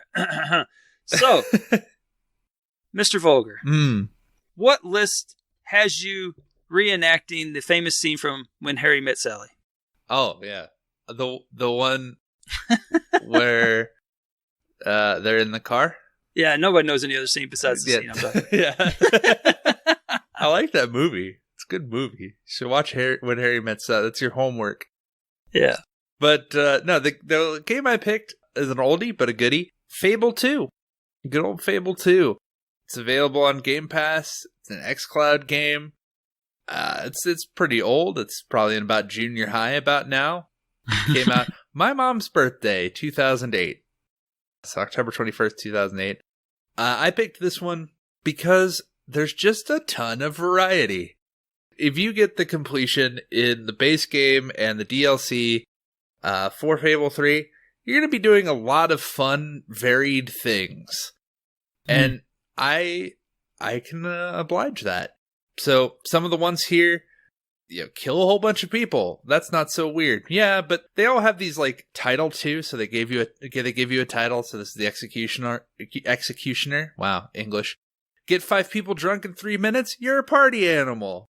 Kill 3 people with 1 shot. You're going to be doing like uncovering treasure. You're going to be getting super rich. Playing in co-op. You're going to find all of the stuff. You're going to be, if you get all the achievements, you're going to get married to more than one person at the same time. You're going to go, you went to bed with more than one person. Now that's an achievement in all kinds of things. Wait, at the same time or? Yeah, like, you went just to bed in general? with more than one person and, well, why do you think we blacked out the screen? Nice. Yeah. This is an awesome list. I've never looked at this list before. There's several I'd love to ask you about. Yeah, there's a lot of it's like at least 2 people at the same time. I think I went all out and I went to this area in the game that's like a hive of scum and villainy and just hired like as many people as I could and just did it that way because that's how I am. Like go gambling at the tavern. That's something you got to go do. Be the most corrupt. Have some tattoos. Like now that you mentioned the tattoo achievement, that was one I love. The descriptions on the achievements are where the money's at on this one. So the name of the achievement's all right, but the description is where it's at. So for that example, the tattoo one says it's called The Illustrated Hero, and then the description says tattoos are forever, just like this achievement. Yep. I love that. That's awesome. Yeah, like Menace to Society. You are a friend. Oh, that's the other thing. You can have your friends do a lot of this stuff too. So while you're doing it in co-op, you both get it. Committed an act of public indecency. So just get buck naked and go run around. Like, have a kid. Get married. There's so many different, like, things that you have to do, and it's so much fun. The goth. Everybody knows black is the coolest color. Yeah. Oh, man, I love these. This is like a good read. Yeah, there a lot of these, like, getting them is just a lot of fun. I have yet to see the future. I need to do that. I would like to go back and do that one again. But here's one for, 25 groin shots with your gun. Nice. Called the Nutcracker. That one they named aptly. Yeah. I'm looking at some of the concept or the art on it. I like the one with the chicken with the tear coming out of his eye. Yeah, because you kicked a chicken. Yeah, the chicken kicker. You or a friend kicked a poor defenseless chicken. Good thing they have reinforced feathers. It's just silly. I like it. So how do you tease the bandits? There's one for teasing bandits, messing with their minds. So I think that's with, and you're gonna have to excuse me. A lot of these I did a long time ago. That one it looks like I did February 11th, 2009. It looks like you have to do expressions because you can do different expressions and you have to do... Like impersonations? Like you can basically just make like taunts or... Oh, I see. There are things you can do. You can like make friends with people and you just like... It's kind of the weirdest thing about Fable 2 is you can just go do thumbs up over and over and over again and people are like, wow, this guy's great. I love this guy. And like, that's all you're doing is just thumbs upping in a crowd and people are like, I love him. So I do see a couple... Well, I see one pop culture reference in general, the Black Knight. Yeah. Yeah, you have turned hollow man-killing into an art form. Turns out it wasn't a flesh wound. Very nicely done. Yes. So you have to basically do a Black Knight from Monty Python. They're zombie enemies. You literally chop off all the limbs and such. That'd be pretty cool. This is a very solid list. This is an excellent choice. Yeah, this is one that when we were thinking about it, I was like, this is what we are looking for, and I wish more games would do that, which is like leaving you feeling like you did a lot, having a lot of like, before we started recording, I was saying that we don't have a lot of achievements like this that are just for random stuff like this in the same way. That's just, just go kill a bunny, and we're going to make fun of you for it because you went out and killed a bunny. Or, right. Just weird off-the-wall stuff. And they used to do that a lot more in the 360 era, which is why it'll probably be... My good lists will probably keep coming from the 360, because they just have a lot more fun stuff like this. They really went out and they went for it, man. Yeah. I mean, there's an achievement called the Whippersnapper. I mean, it's the first one you're going to get. Oh, for real? Yeah, because it's... Oh, yeah, I see it, yeah. It's a story... Oh, wow. It's a unmissable story achievement. But yeah, the fact that you can do all of these with your friends, so even the collectible ones aren't necessarily that bad because you can have a friend help you and collect everything. It's top notch. They need more stuff like this. I have not played Fable 3 as much. I don't think it's nearly this much fun. But yeah, I would check it out. If you haven't played it, and a lot of people I know have played this, which isn't surprising because it's kind of a big name game. I got 59 friends that have, so it's... Yeah, I'm at 80. Okay, there you go. Almost everyone. So I am not on that list. I have never played a Fable game in my life, but this is actually making me want to. I'll be honest. I would say do it. It's on Game Pass. There's 2 DLCs, and hey, if you do the DLCs, I'll do the second one with you. If you need to do the co-op stuff. All right. Because you can see another person do it.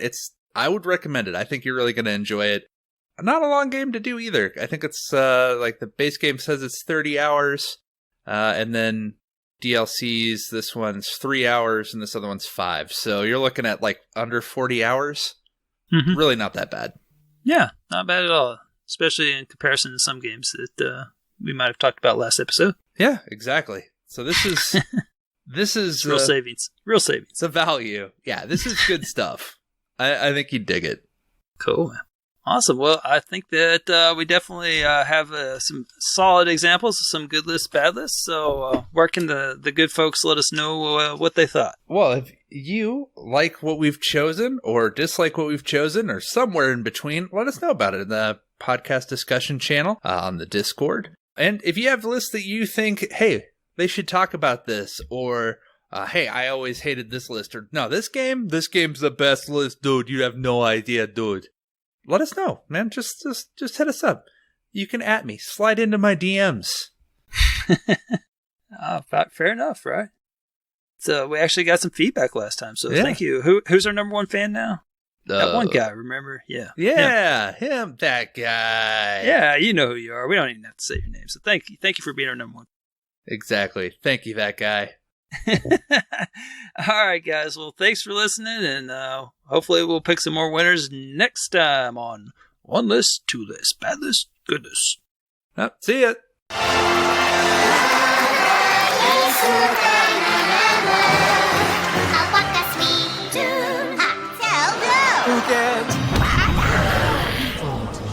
And what? Hello everyone, I'm Waka, busy with all these new battle royales. There is 3 weeks in a row with a new Battle Royale release, starting with Super Bomberman R Online on the 27th of May, followed up by Super Animal Royale on the 1st of June, and finally Worms Rumble on the 8th of June. Super Bomberman R Online is a 64-player Bomberman, and it is pretty good if you like Bomberman. Contrary to Super Bomberman R, Super Bomberman R Online is potentially a very quick completion. Super Bomberman R Online is free to play, which lets you unlock all achievements with online matchmaking. But if you or a friend purchase Premium for $10, you can earn all the achievements in private lobbies, making the completion trivial, and the completion can be yours in less than an hour. The Premium bundle also comes with characters with special abilities, unavailable to free-to-play players, giving them an unfair edge in public matchmaking. There is at least 2 members in the AH101 community who has purchased Premium and is offering to help out in the Discord. All but one achievement can be earned with 2 players. The final achievement, Area Hog, which is unlocked by dominating an area in the Battle 64 mode, requires at least 5 players, but can be earned in matchmaking with a bit of skill and patience by being the last bomber standing in one of the rooms. As Super Bomberman R Online is still a recent release, the ratios haven't settled yet, but at the moment its 1000 game score is worth around 2200 TA. As of recording, Worms Rumble has not been released, but should by now be available for $15. Hopefully it launches into Game Pass to get an instant player base. I'm cautiously optimistic about this 32-player Worms Battle Royale, but its Steam achievements appear very grindy, and there are not many players around half a year after release. Finally, the free-to-play, top-down, twin-stick shooter, 64-player Battle Royale Super Animal Royale is awesome. A theme park featuring lab-grown anthropomorphic animals gets overrun by its creations, who celebrate their newfound freedom by fighting to the death in the Super Animal Royale. The disturbing backstory and fast-paced violence is in sharp contrast with its colorful 2D graphics, animal puns, and dance features. Game Pass subscribers can download a Founders Pack for free, but it only contains cosmetics. Right now, there are no pay-to-win mechanics in the game. The game is technically in super early access, but it feels more polished than many 1.0 releases. There are some minor bugs, and the tutorializing is lacking, but the core gameplay is great. There's a very little downtime between matches, and there are very good bots, which can easily be confused for real players. The bots even cooperate in team modes. Matches are very fast-paced on a rather small map for 64 players, but very varied, and the circle of life shrinks quickly, surrounded by deadly skunk gas. Super Animal Royale has the shortest match times of any Battle Royale, with the exception of Trove. I've not timed them, but you can probably win within 5 minutes. The game offers a large amount of ranged weapons on top of the melee weapon you start with. Armor can be repaired with duct tape and health replenished using health use.